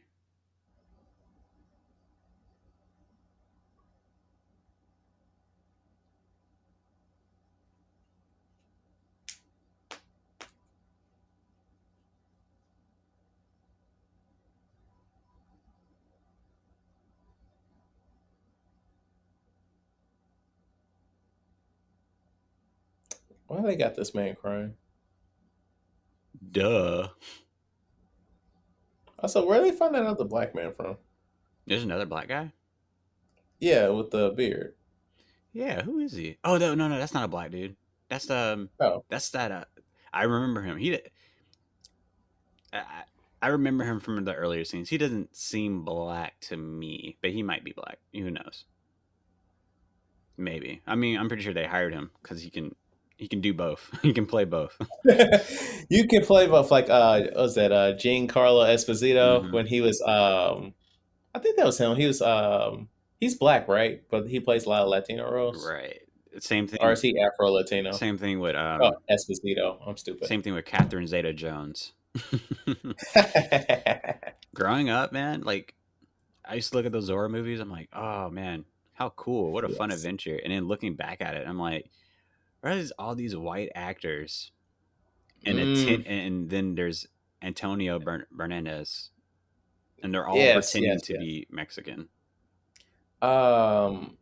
I'm not sure if you're into musicals at all, but have you seen West Side Story, like the original? I haven't seen it all the way through, but I've seen parts.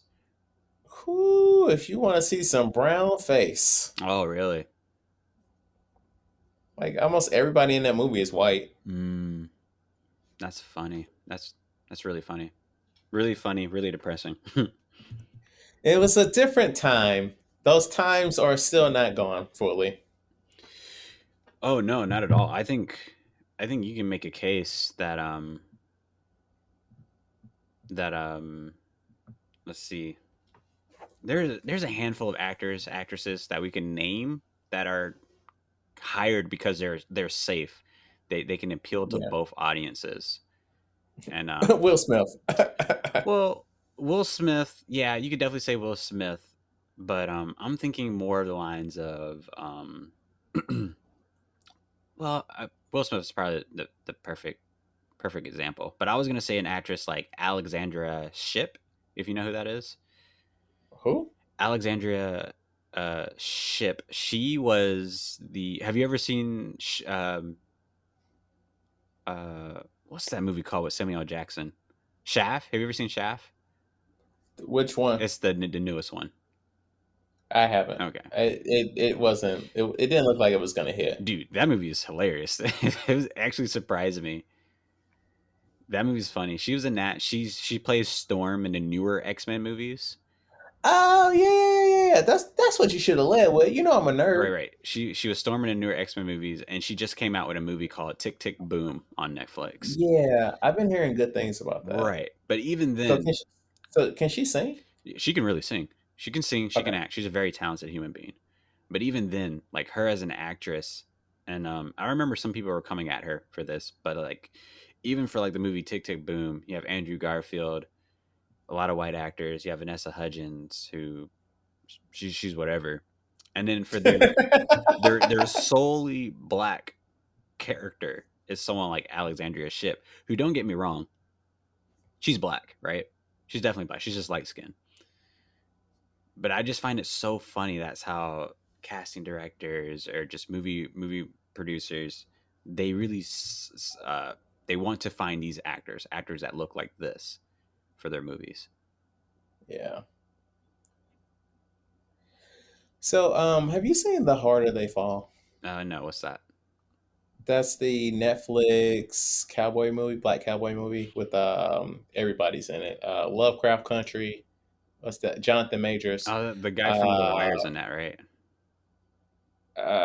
oh, Idris Yeah, Elba. He's so much more than that, but yes. he's way much more than that. But I identify him as The Wire because I recently just watched The Wire, and I had no idea that he was British.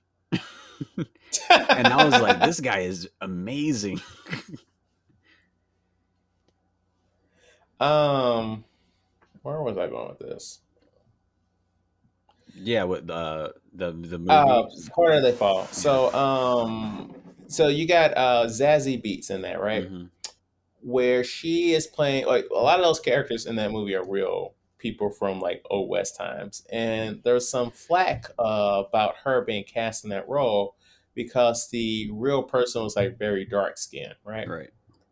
And so on my podcast, when we did that episode, I'm pretty sure I cut this part out. We looked up like who are some black actresses now that could slide into that role potentially, and a lot of the top black actresses now are biracial. Mm. And we were like, yes, but where are the other ones at? Mm-hmm. Mm-hmm. So I don't know, like that's still like an issue, right? Because like before, black people wouldn't get roles, and then like for a while, like they would just find like the lightest skinned black woman they could find, and now they're like, you biracial? Mm. Slide on in, girl. Best of both worlds. Right. Right. Exactly. Yeah, it's absolutely crazy.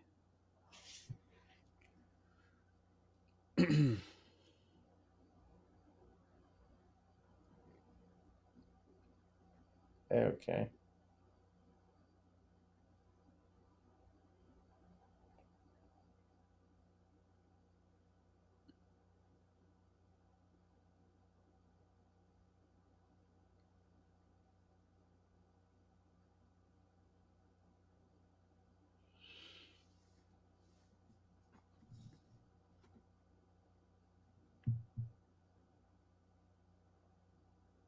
Stop talking. That's funny. Maybe I need to watch more British films to understand like British accents or like British people trying to do American accents. His accent's not really bothering me too much. My problem is like from my from my illustrious experience of watching TV and movies, British people can do an American accent like nothing, like effortlessly. Right. And it's just hurts so much when a British person is just really shitting the bed. Okay, I see. I see. Like what is that girl? There was a movie I saw recently. Um as I stalled for time to look up the name of the movie, where the woman was, doing her acting. I was like, man, this girl's really good. Who is she? And I looked her up, and I was like, oh yeah, she's British or Scottish or something like that. And I Mm-hmm. was like, what? Like sometimes you can kind of tell like the voice is like a little too like husky, like you're putting a little something on your voice, right? Right. But like this girl, like her accent was like flawless, and I was Mm. like, geez, like insane. Now that I'm thinking, now that you said, I'm trying to think who has like the best accent that I've Let me heard in see if I movies. find this woman. Uh, I mean, Anna Taylor Joy, she's like she's a next level actress. Mm. Like with vocally, I mean. Oh, okay.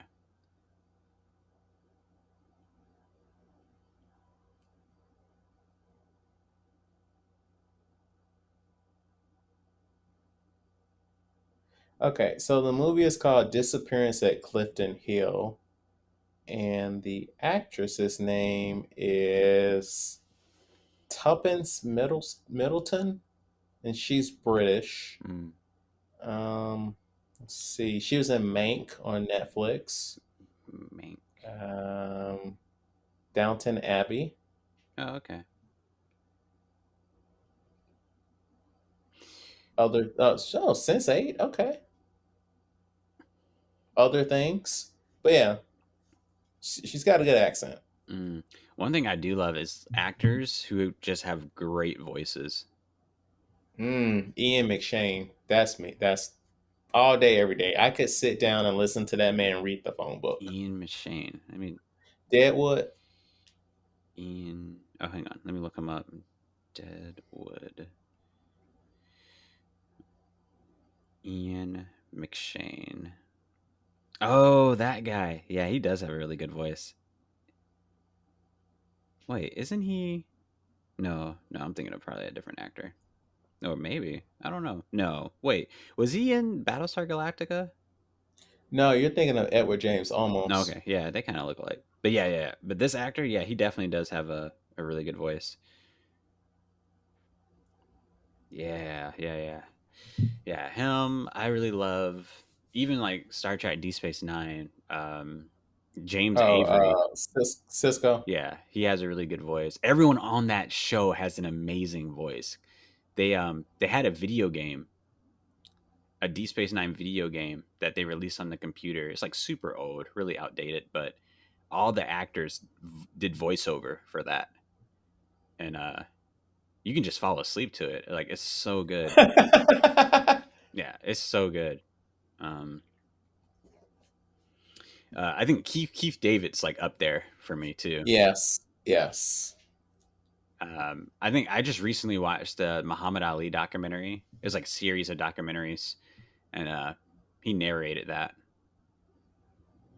Sounds dope. Yeah, and of course Morgan Freeman is the goat of narrations. Yes, I will say this. I love James Earl Jones, but his voice is not what it once Mm-hmm. was. And so when they were like, yeah, we're bringing James Earl Jones back for Lion King remake, I was like, please don't. Because he just sounded so old as Mufasa in the remake. What is going on? Okay, so Michael Fassbender's like lying, right? About what happened with him when he got to the planet. He basically released that virus onto the planet to test it. Right.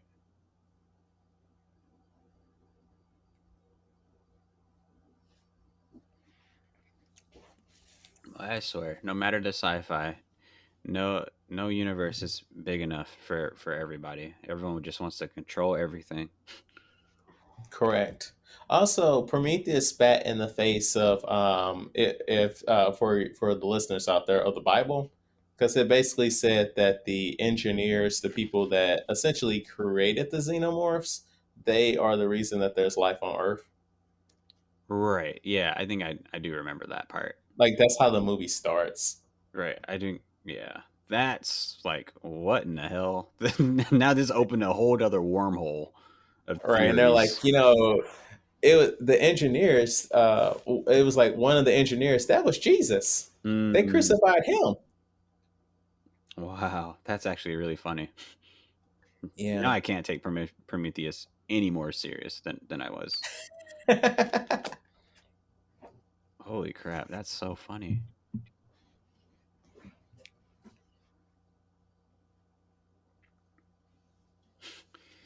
That's actually hilarious. A xenomorph was made from Jesus Christ. What we perceive as Jesus. He Right. was an alien. Oh my god, that's hilarious. Yeah. No, I don't sound crazy saying that at all.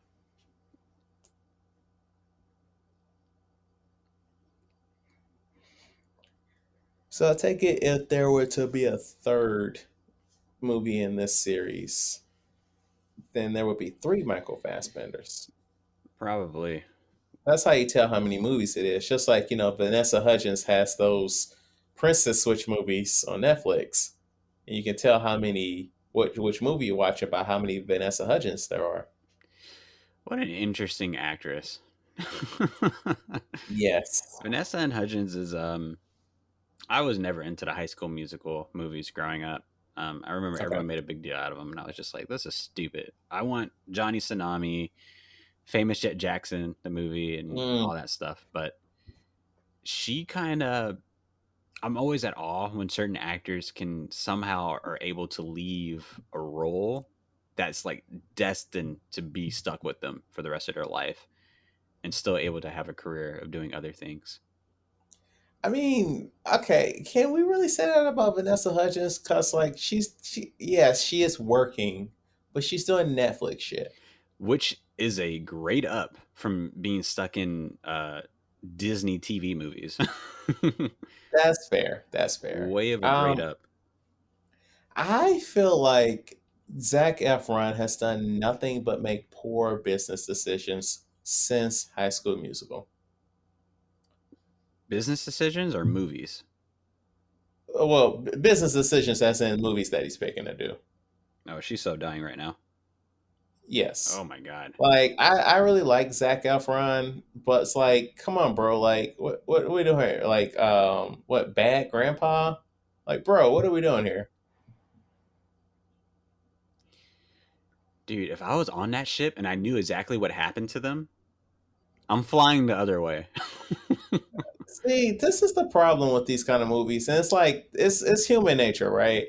Like if you're, and this is also why they're like, don't have relationships with your crew members. Wait a second. Did he just say that they need evacuation? Yeah. But didn't Michael the synthetic guy who's been there on that planet, right? Didn't he just say that they've all contaminated the thing?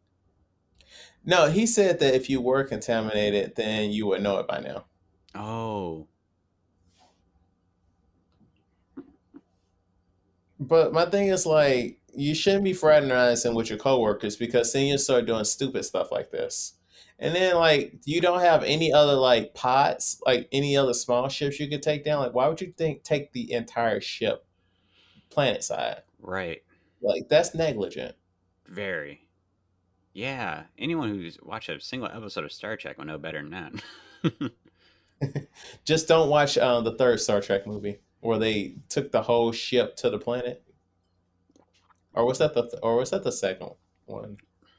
It was one of the ones where it opened them on the planet and Kirk did not follow the Prime Directive.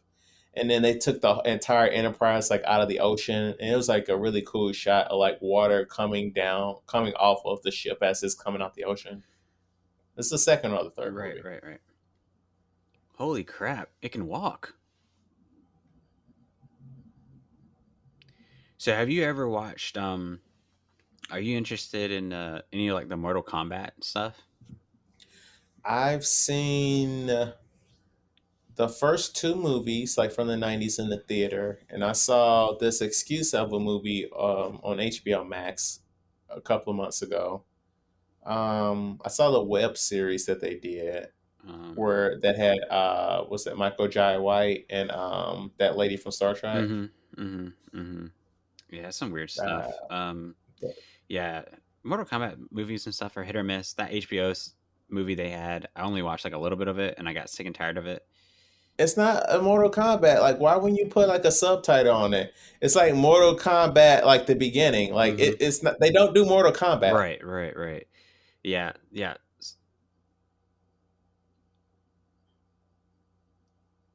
Is it really dead? Yeah, that girl's dead. Yeah, her head is floating.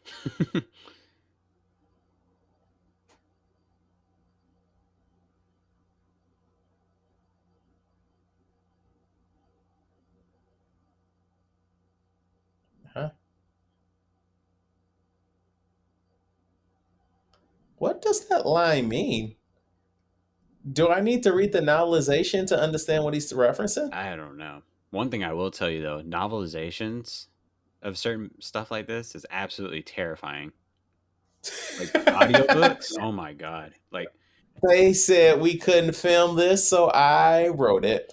Oh my goodness. Like and not to stray away from the Mortal Kombat. The thing I was trying to get with Mortal Kombat was if you've ever played Mortal Kombat 10, they have like their special guest characters they do, and they put a Xenomorph on there. Oh, I think I have played that. Is that the one with like Freddy and Jason and stuff? Yeah. And it was really cool to see the Xenomorph kind of do its thing, but I didn't like the way it was moving. And the way it was moving is like what we just saw, like it's standing on 2 feet trying to fight. Interesting. Right. But yeah. Oh, that was his girlfriend that just died. Oh.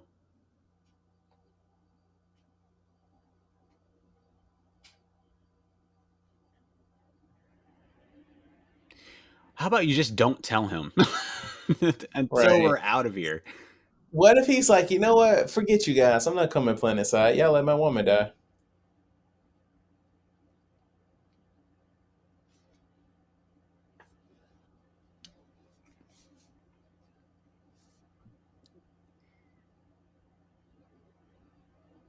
Yeah, that whole thing's just stupid.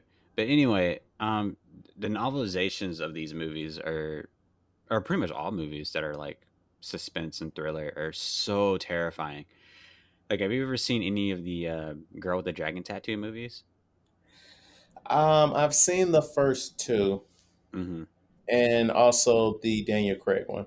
Okay, yeah. I've seen all three of like the Swedish ones and a Daniel Craig one, and I thought like, oh, this is so good. Like, I got to read the books. So I listened to the audiobook, and it was just one. It was amazing, but it was like scary, like legit scary. Like it was just suspense, like a build up for intense stuff that was happening. Okay. Like for an example, like the first movie when he found out that guy was like the serial killer. Yeah, like a serial killer. Like the build up to that was terrifying. The build up to Elizabeth Salander like torturing the guy who's like in charge of her finances. Yes. That was terrifying. Yeah, that scene. Well, I can only speak for the movies, but like in the original version, like that scene where he like assaulted her, I was like visibly like just disturbed. Yeah, that in the novel was terrifying.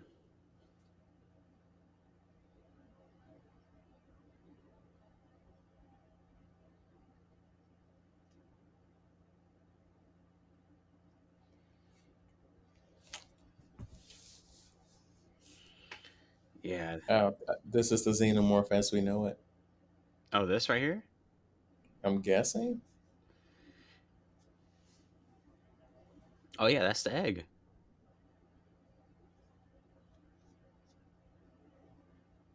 You.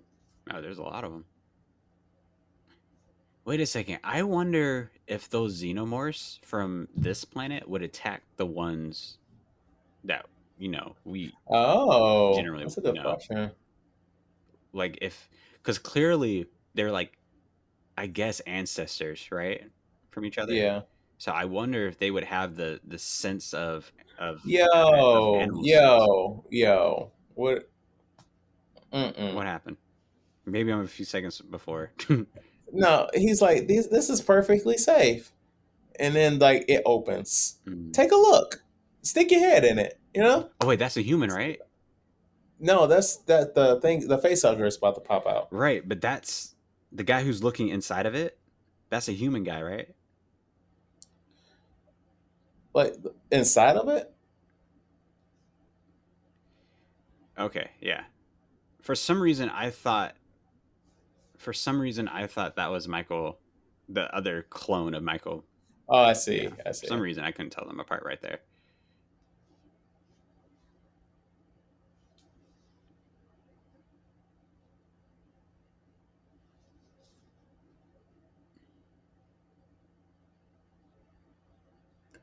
Yeah, I genuinely don't understand why.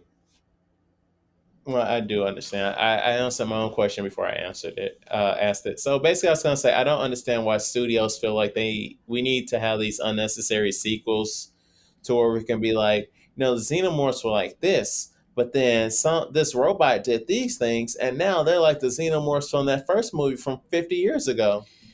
But then I think about like some of my friends that I have where they just need to know, oh, so what's the story behind this? What's the story behind that? And I'm like, Right. it doesn't matter. Like, just go with it. Like, you don't need to know every little bit. Well, yeah, when you have a franchise like this, and there's a lot of other franchises like Star Wars, Star Trek, Terminator, all these franchises, these companies can literally get away with making 300 million spin-offs, and it doesn't have to make a lick of sense because they know the fan base is just going to dissect it. And Yes. they're so into the franchise that they will literally dissect it enough to where it makes sense to them, and they listen to what all these fans have to say because it's just different pieces for their next movie. Yeah, that somebody's shop to just look at YouTube comments and be like, okay, we need to address this. All right, cool. Cool, cool, Exactly. cool, cool, cool.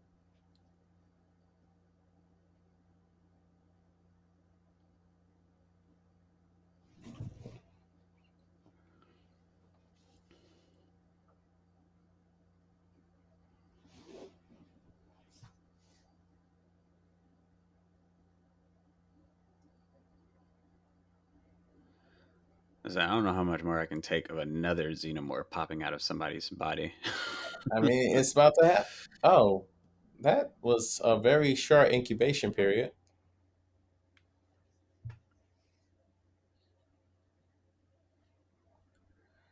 Yeah, I mean, I know we should say this for the end, but like, I'm not upset that I didn't watch this movie until now. Like, I'm upset that I'm watching it now, but Well, you know, at the I'm just at the very end, we have to give our appreciation. What can we appreciate about this movie? Because there is somebody who actually likes this movie being a part of the what? franchise. Why does it look like a little man? Yeah, that's weird too. It's Um, definitely not supposed to look like that, right? it's a marionette now. What are we doing here? Yeah, I'll throw something together, I guess. That's yeah, that's a little weird. Uh I was not expecting that. Same. Same. Oh, oh, they did her so dirty. Ugh, who is this? That's Naomi Repulse from the first movie. Naomi Rapaz, who? No, Naomi Repulse. She was in the first movie. She's the original girl with the dragon tattoo. Oh, you mean she was in Prometheus? Yes, Oh, okay. Okay. she was the only person that survived that movie, and they did her so damn dirty. Look at this. Uh Like it was her and David. They escaped the planet, and oh wait, she comes back. her and the synthetic person? Hmm. Oh, wow.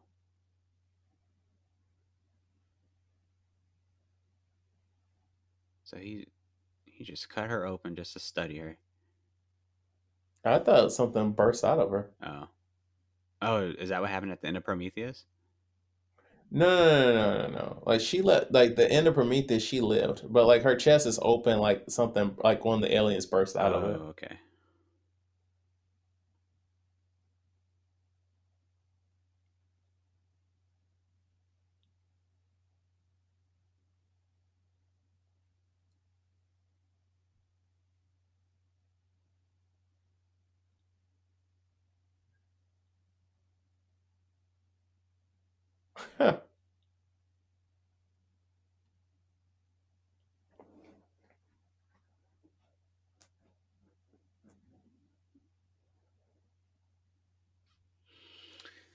Oh, movies like this are so interesting. People just trying to play God. Yes, just so far off their own mythos is behind.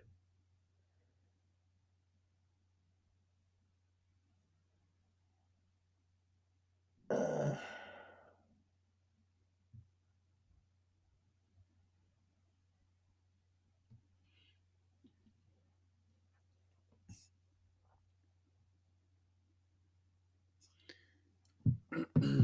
yeah, I don't understand. I'm still trying to figure out why are they going planet side on that ship. Because um, Eastbound and Down is a reckless temporary captain. I mean, he's like fifth in charge, right? Right. But it's like, I don't know. There's a lot of stuff that does not make sense. Wait, Yes. but was this movie supposed to answer questions or just give us more questions? The answer to your question is yes. Mm, Um, I feel like this movie was greenlit because the studio probably thought it would answer questions, but Ridley Scott was like, "I'm Ridley Scott. I do what I want to do." I'm sure it was greenlit And because Ridley Scott signed on to it. well, that too. That too. What the hell just happened?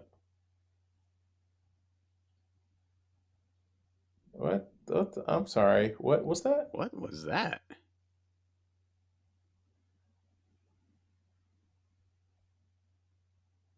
Huh?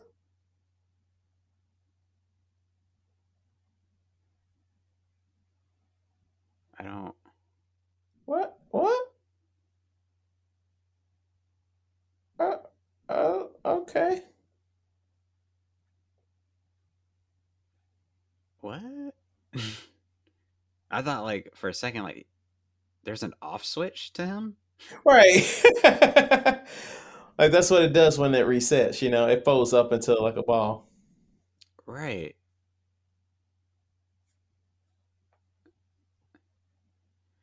What are we doing? Just well, nothing. I guess there's nothing else you can do, really, right? What do you mean? I mean, we're on a planet infested with these aliens. Not like we can go outside and wait for the ship. It's not like we can stay in here either and wait to be killed. Like my thing is like you don't send a drone down before you go planet side. Like that's the point of a drone, right?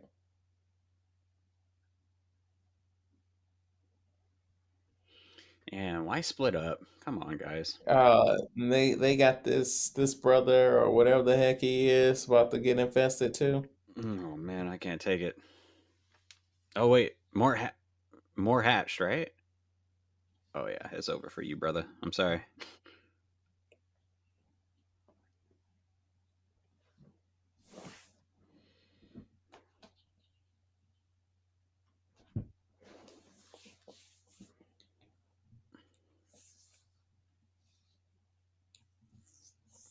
Telling you, all you need is one, man. All you need is one. Put it on a civilization.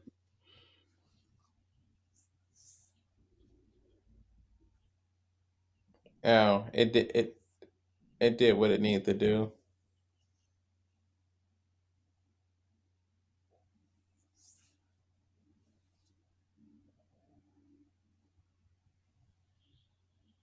What? That's another one? Oh, that's the one that came out of dude.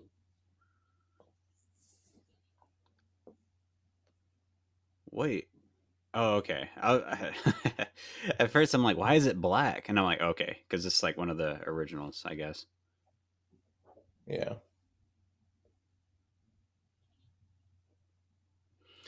That's unnecessary.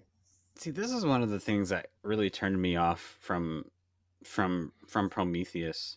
I like how you just bitch slapped the gun off from her. Just from how disturbing this stuff is. Yeah. And the first aliens, the second aliens, they had a moment or two, a scene or two where it was disturbing and violent and all that stuff, but it wasn't like the entire movie. No, I agree. I think this is a symptom of the time in which this came out, right? Yeah. Because like in the 2000s, I personally feel like horror was really neutered. Like you did get good horror movies, but they were like independent movies. But like mainstream horror, they were like, we need to make money. It's going to be PG-13. And so in the 2010s, they were like, we're going to have to overcompensate with this crap, right? Mm-hmm. Right. And personally, I think that's a problem in today's media that's affecting this country, and I think all countries really. Just the fact that the content of horror movies, science movies, pretty much every movie, the violence that they show, I think people have gotten so desensitized to it Yep, that it's affecting them in ways they can't even comprehend. I 100% agree. I always hate seeing this in movies too. When you have two people who are equally powered with literally the same powers and they're just fighting each other. So you saying you hate most Marvel movies? Uh not most. I think I mean personally if we're talking about just like the MCU, um I do think all those movies are the same. Depending on the I movies, mean, they're they have a useless. formula that makes them billions of dollars. Right. And I mean, I get it. I get why it's cool to watch, but a lot of the times it's kind of just brainless nonsense. No, I'm with you. Like as an adult, I kind of tune out on like action, a lot of action scenes these days. Like a couple of weeks ago, like I watched for the podcast, we watched every Matrix movie Mm, leading up to the fourth Matrix movie. And like when we got to those fight scenes, I just mentally like just zoned out. Like right. I don't want to see people punch, punch, punch because I know what's gonna happen.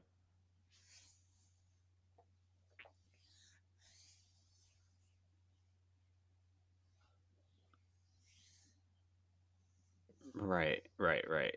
And then also with that, did you ever see the new I guess it's not the Mandalorian anymore, but the Book of Boba Fett Boba that's Fett, on Toon Disney?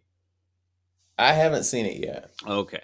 Well, You there's not you really can throw, much say what you're gonna say. yeah, there's not really much spoilers or anything, but what I was just going to say was I thought because my brother loves that stuff, my uncle too, and I thought the episode was so boring. Like it's literally just people walking on a desert planet all episode, right? They're just talking, walking. That's it. And then at the very last part of the episode, random, and I mean this is just random, a fight scene just breaks out of like an assassination Mm, attempt, and it's just people fighting each other. I was just like, what is this? And I'm like, clearly I can comprehend when a movie or a show is doing this just to engage the audience, right. to keep them just for looking at something.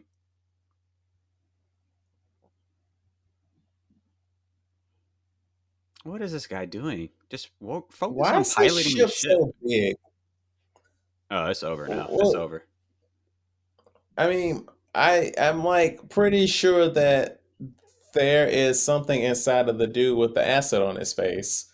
So this is just like a moot action sequence because the true action sequence is when we get up to the ship, and it's a loose homage to the first Alien movie. I'm guessing with an alien on the ship. That's what I'm guessing we're about to do. Right.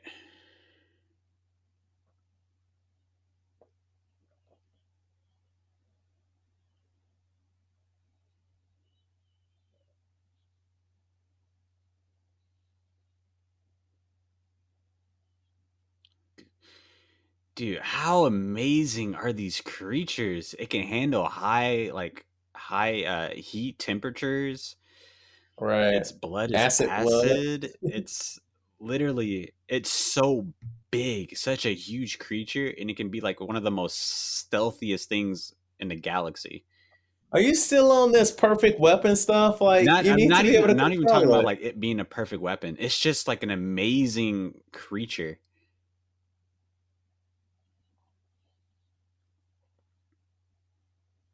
What?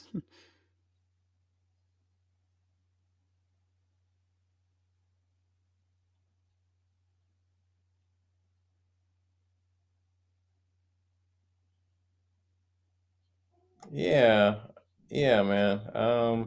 I don't think your ship is appropriate for space anymore. Tilt the ship, man.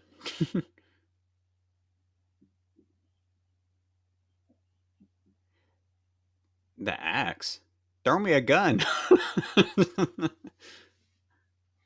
Yeah, I'm be honest. I'm surprised Danny McBride is still alive. I mean, I don't see him making it out of this scenario, but I'm surprised that he's still alive.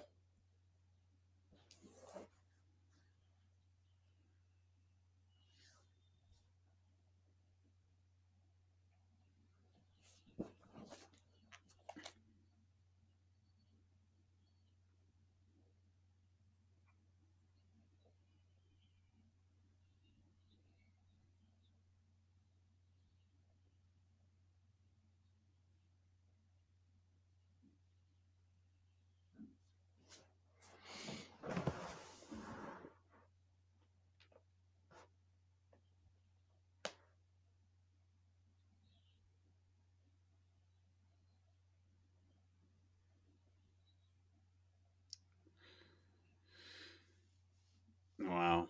Well, I will admit that was a pretty cool sequence, though. Like this entire ship Yeah. scene.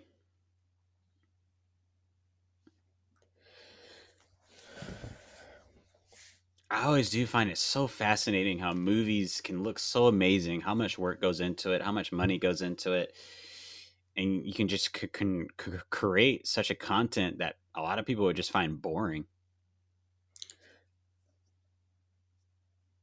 Yeah. I don't want to see that. I don't really want to see that at all. Right, right. No, I 100% agree. Just like the worst movie that you could see, people spent thousands of hours like working on that, and it's all chopped up to like, oh, that was 2 hours I wasted of my life, Right, thumbs down. right, It's right. ridiculous.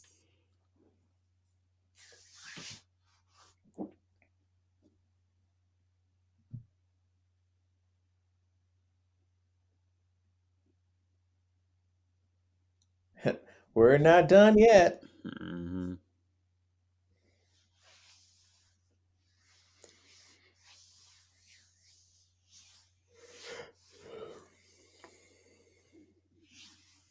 Oh, that mountain has a face in it. There's no like biometrics scan that we do before we I don't know, let people back on the ship. Yeah. But even yeah.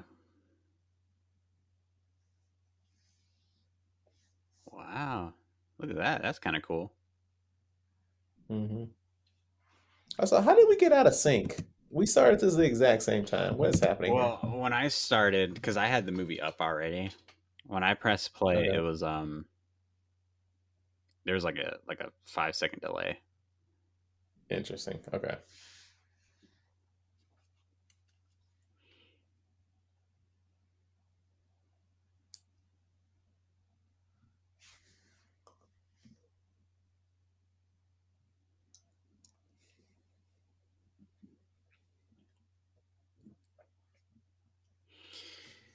Still trying to figure out what the point of all this is.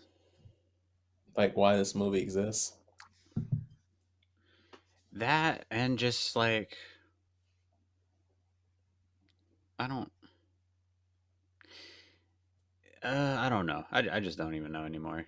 Cuz the odds of everything happening is so freaking slim. Like, right? Because we're just flying in space, right? Cuz I'm pretty sure their initial mission or whatever they were trying to do was not to go to that planet and was not to meet this creator, Michael. So the mission was to find habitable planets Right. for colonization. Right. And I'm assuming that David lured them there with some sort of beacon or something because he needed more test subjects. Exactly.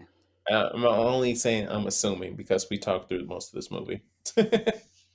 Yeah, but I mean, even through talking, we can get a general sense of what this Yeah, yeah. movie So is about and all the beats it's hitting on.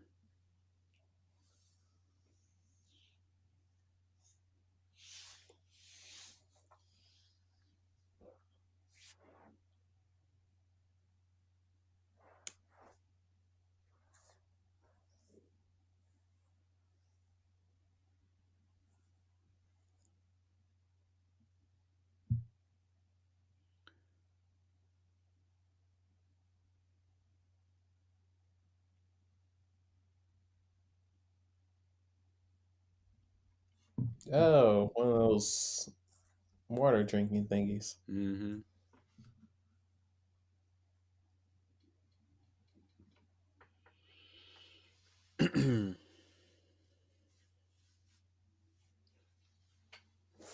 And here we go.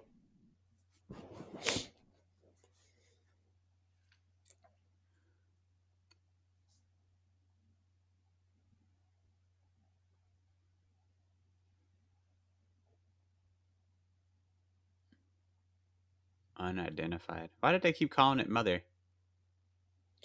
That's a callback to the first movie where the computer system was called Mother. Right, right, And I right, think it's right. an anagram. That's right. That's right. That's right. It is. It is. Now I remember.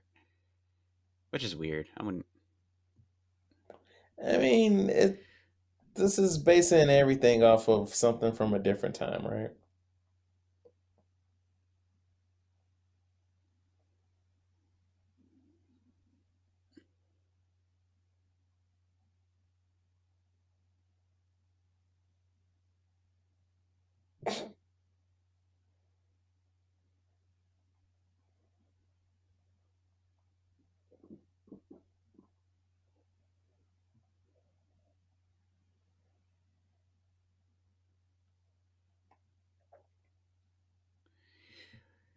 Well, they should already know, right? No, because they don't think they weren't aware that he was. None of Oh, them get know out about of the here. chess person. Oh, get out of here. Wait. I'm sorry. Why are we doing this? This came out of nowhere. Exactly. I was like, how would they not know the alarm? You mean to tell me, even if you're in the shower, there's no way you can hear the alarm? If like a red light would flicker or something? No, the ship is set up to when you shower. You need to focus on cleaning yourself. Exactly. But oh, that is placement.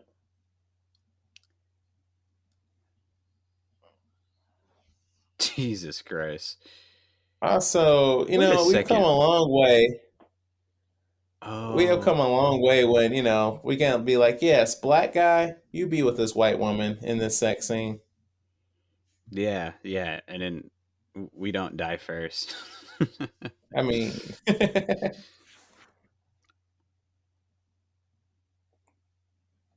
oh gosh, see the way she's dressed and holding that gun, like some strong shades of Exactly. Rodriguez. Like she just needs the bandana.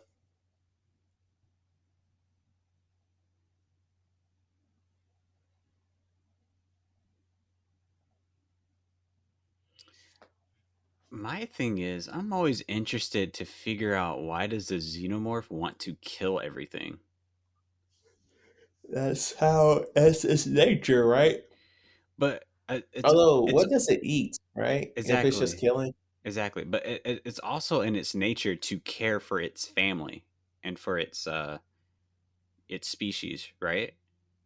Right. It's Because got a queen and all that stuff. yeah, and we've seen them communicate with each other on how to attack certain prey and how to go about their own business and things like that. So if it's intelligent enough to have that, I want to know why does it everything that is not a xenomorph did they find as a hostile threat? Well, the thing is, it's humans, right? Because in the first movie, you had that cat, Mm-hmm. and it didn't touch the cat. Like so, like they're programmed to attack people.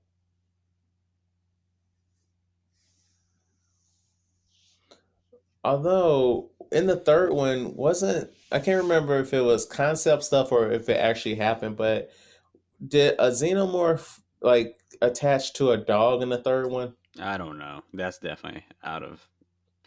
I Because like there was so many I different think versions of the third movie. right. I think I've seen the first two, and then I think it was the fourth one. A little bit of the fourth one. I think isn't that the one that's like the prison planet? That's the third one. That's the fourth one. That no, the third one. Oh, okay, okay. Then yeah, then the third one. A little bit of that one. That one was super weird. I was like, what the heck is going on?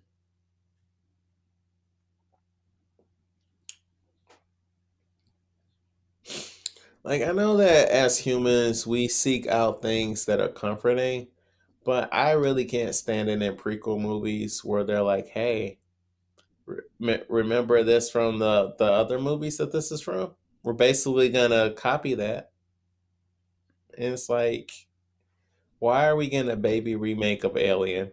Oh, you know what? What you just said about maybe it finds humans hostile. If that's the case, why didn't he? Why didn't that xenomorph attack the creator? The creator? Or not the creator, but Michael. Oh, David. Yeah, David.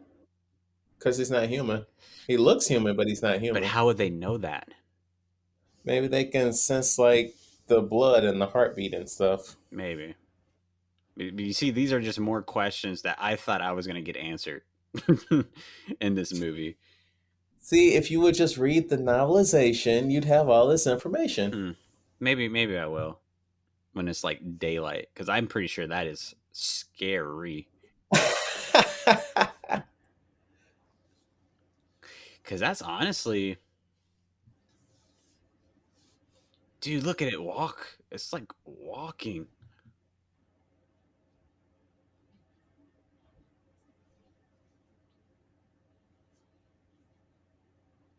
Literally had no plan. Oh, your plan was to go up? Yeah. I'm sorry, what? Yeah, why didn't she just make that noise from there?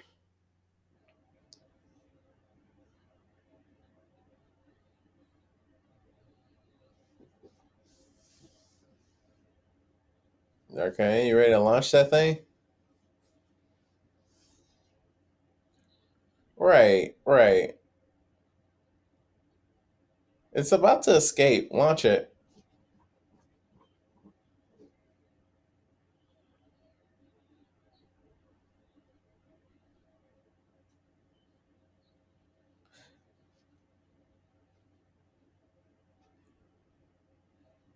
There you go. In space, nothing can hear you scream. You have to love that there's like sound in space right now.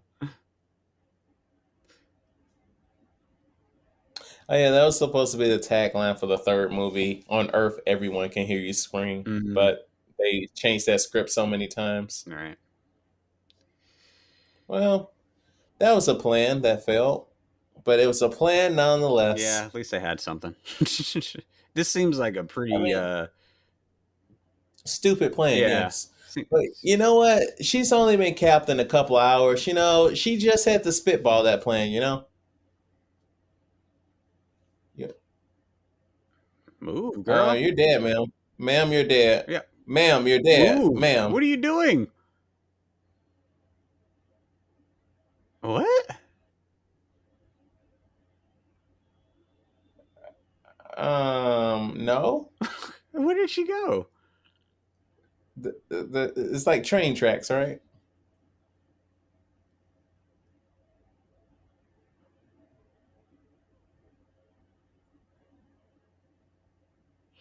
Is that the same girl that we've been seeing this whole movie with the black hair? Yeah, Katherine Waterston. Yeah. Why does she look so different right there? Because her hair and stuff are obscured. She kind of looks like Jennifer Lawrence right there. That's what I thought it was. I'm like, who is this character? I mean, we will all look so different without hair, right? So, you know, you got to really focus on those facial features. I'm very surprised that everyone's not dead.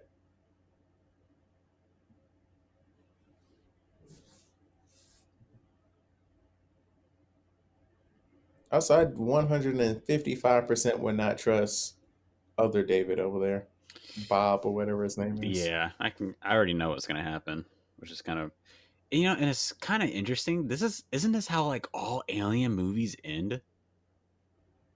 Pretty much. Like you think like, oh man, we totally kicked that thing's ass, right? And then at the last minute, it just no, there's another one.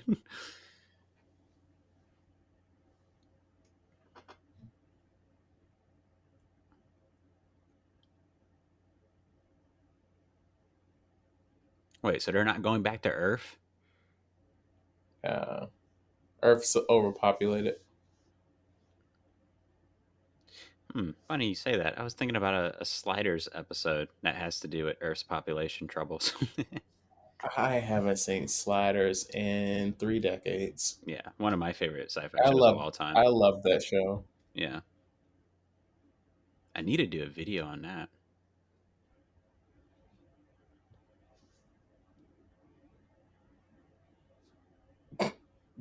No, dear, you'll be dead. He's like, nope. He should have been like, yeah, I will. Psych. And then just press the Air button. pressure gone. Yeah, eject.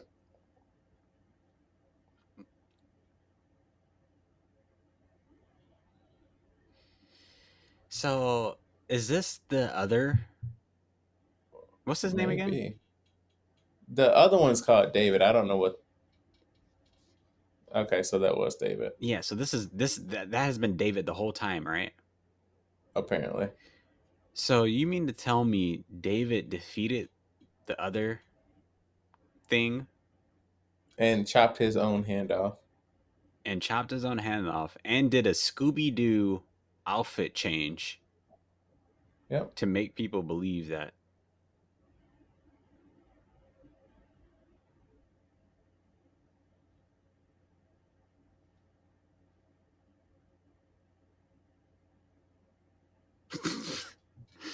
This guy is still on this God thing.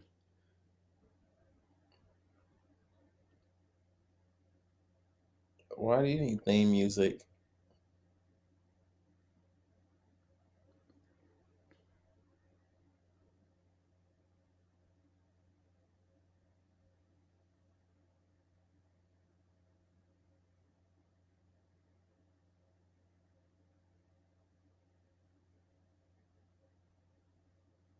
What is that? The alien stuff. But is that what they're all are? No, no, no, no, no. Yeah, I wasn't.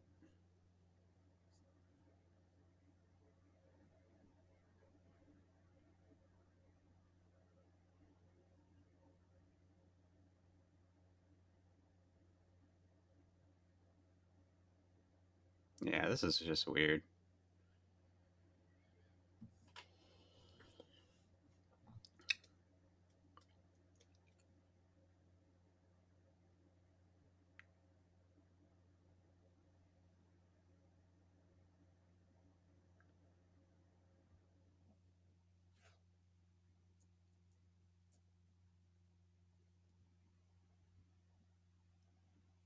Wait, those are other humans, right? Yeah. Interesting.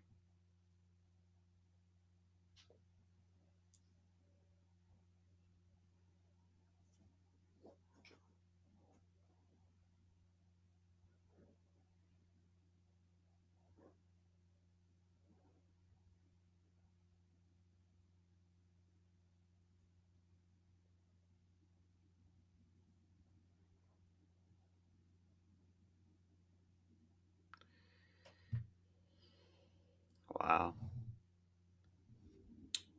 Yep. Don't understand the point We though. watched the movie.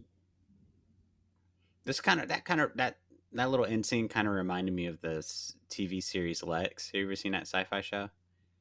Lexx? Yeah. I don't think so.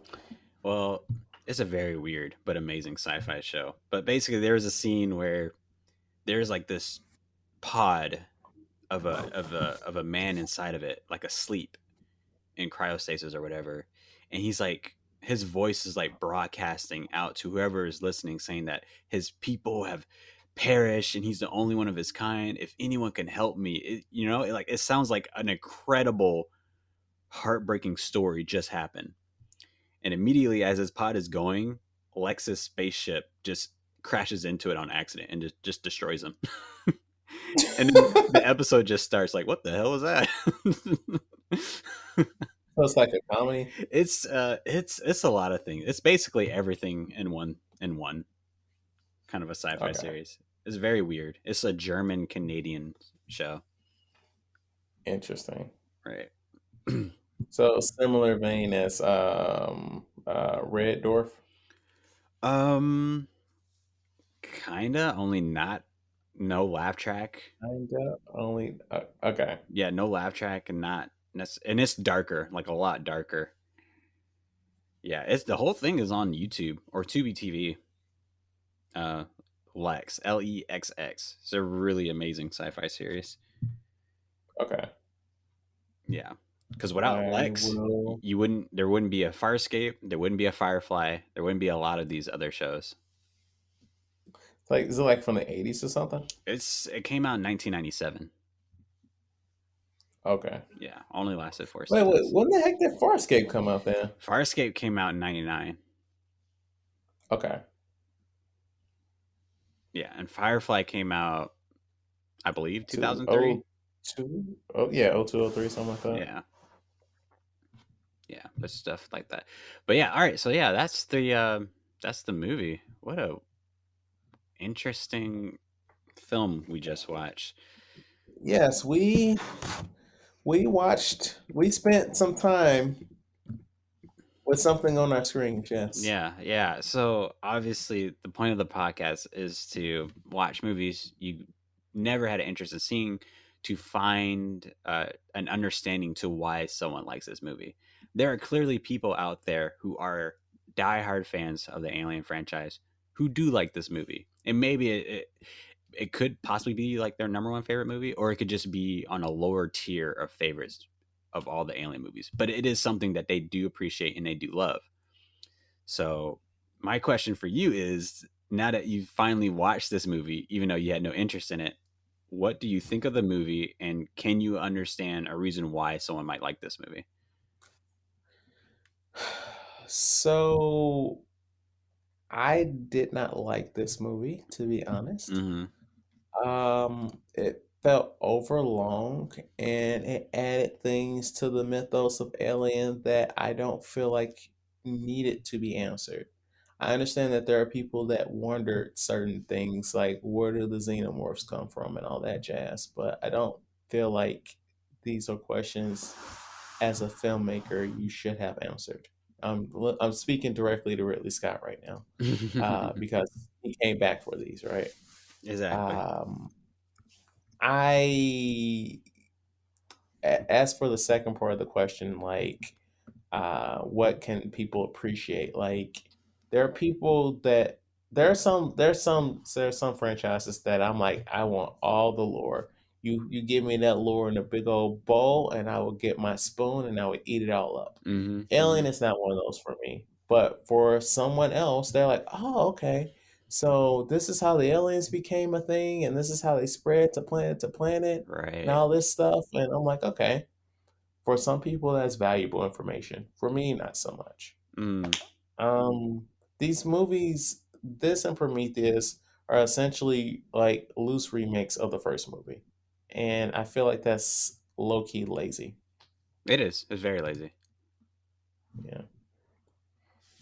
So So that's how I feel. on a score of 1 to 10, what would you give the movie? Ugh. Um, If you rate movies that way, a lot of people I mean don't. that's a little. I personally don't like a 10-point scale, but if I had the gun in my head, if I had these a 10-point scale, I would give it like a 5 out of 10. Mm. Like visually, it looked nice. Um, there are some actors in it that I like. Um, Nothing looks cheap. No, Like you not at know how all. like in effects heavy movies, you're like, oh man, yeah, that's some totally terrible CGI. Like the Mm-hmm. effects were on point. Like the effects team, costuming, set design, all gold stars. Mm-hmm. Acting, you did what you could with that script. I'm looking just the writing. The Right. writing. Why Right. does this movie exist? And I feel that when it's a movie like this, especially movies like Terminator, Aliens, Predator, it's all about the writing. It's all about what lore are you going to add to this. Mm-hmm. So, yeah. So for me, for this movie, coming into it, I knew it was going to be violent. I knew it was going to be really gruesome and disturbing, which is the reason why I never wanted to watch or at least finish Prometheus. But yeah, this film is just a whole lot of I don't know. It's and it is in a grand sense of things. It's kind of like this is clearly just a remake of the first two movies, like you just said, only to make. And I feel like that's what people were going into it. They kind of knew that, but at the same time, I think the creators, the writers, producers are saying, let's give them more information about the whole franchise, about the entire lore of everything. Now, I don't know how much thought or how much effort they put into trying to make all that lore cohesive with the actual franchise, because it probably seemed like they didn't, because I was questioning a lot of things, especially for being such huge fans of the first two movies. But I mean, I don't know. I mean, I can understand why someone would like this movie, or not, maybe not necessarily like this movie, but love the information they got from this movie, learning more about Right. xenomorphs. There's Right. there's a young woman that I know that loves xenomorphs. Like, she loves the movies, but she loves the creature itself way more. She collects the toys, has pillowcases of it, like all that stuff. So Does she have a xenomorph tattoo? yes, she has a huge xenomorph tattoo on her chest. Like, On her chest. yes, on I her was thinking, oh, cause chest yeah, buster. yeah, Okay. exactly. So a movie like this, I can understand her saying like this is like my favorite movie out of all of them, because it's just the xenomorphs and it's the history explaining it, all that stuff. So I get Is this that. her favorite movie? I'm not saying it is. Like, she says she likes it, and I can understand why she likes it. Okay. But for me, from really just only being a fans of the first two movies, I feel like it's useless to watch. And I feel like the information that I got from it felt fake a little bit. What does that mean? Like, I feel like this movie is obviously Ridley Scott made it, right? The original director. Mhm. But I feel like this is a fan film from somebody who doesn't really watch alien movies, but they decided, hey, I'm giving you a huge budget to make an alien movie. You got about a month to make it. They're like, okay, I'm just gonna rush watch all these movies, write the script, and then we're gonna make this film. Looks amazing. Film looks amazing. Yeah. Acting was good. Only thing, uh, the only thing CGI wise that disappointed me was just seeing the xenomorph itself CGI, because I believe, from what I It was? remember, the first three movies, or maybe first four movies, it wasn't CGI'd. Right. They took their time and actually made a prosthetic makeup and an actual prop. Well, I can't speak for 2 through 3, but in the first one, that was a man. Right. Yeah. Yeah. Exactly. Which, the xenomorph in the second movie I loved a lot more than the first one. I thought the first one looked fantastic, but I didn't like how it was more humanized. Yeah. So yeah, that's the only, I would say CGI wise, that's the only thing I didn't really like about this movie, is that all the monsters were pretty much CGI'd. Um, yeah, other than that, it was pretty gruesome. But and you know what's funny? Just like what we said earlier, or what I said about being desensitized uh, to a lot of violence, I think Prometheus really bothered me because of how some of the characters were dying, and I'm like, oh, that's too gruesome. I can't watch it. And I feel like this movie was a lot worse than Prometheus. But after Yeah. so much time between these movies, I'm watching it and I'm like, it's kind of whatever. Like, I can This watch is it. fine. Yeah. Which is absolutely insane. Yeah. I mean, maybe just part of you has given up. You're like, look, I have bought into the concept of this podcast. I have to sit here for these 2.5 hours. I'm just gonna let this happen. Exactly. Exactly. Um, I found you on our podcasting hosting website. Why don't you tell the people what your podcast is about? Yeah, so my podcast is called We Used to Talk About This at Work. It is me, Chad, and my co-host Matt. The two of us used to work together, and due to me getting another job and then Matt moving to Japan for a job, Mm.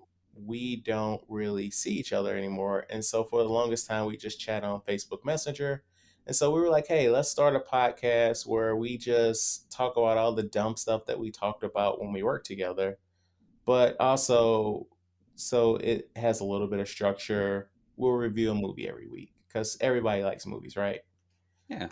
So yeah, so we've been doing it at the time of this recording for 36 episodes now.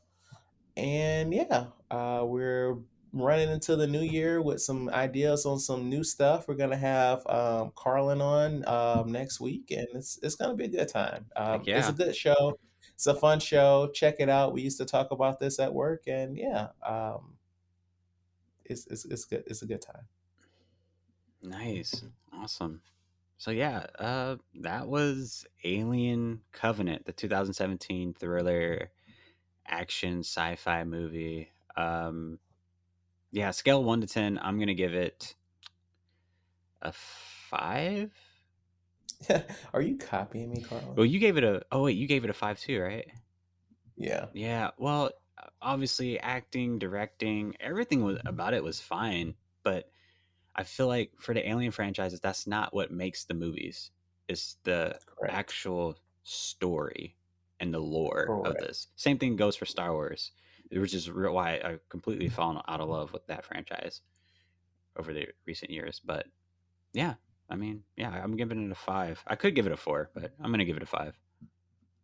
Yeah, I mean, that's fair. I mean, if we were doing a 5 point scale, this would be like a 2.5. Right. Exactly. Exactly. Well, all right, Starfighters.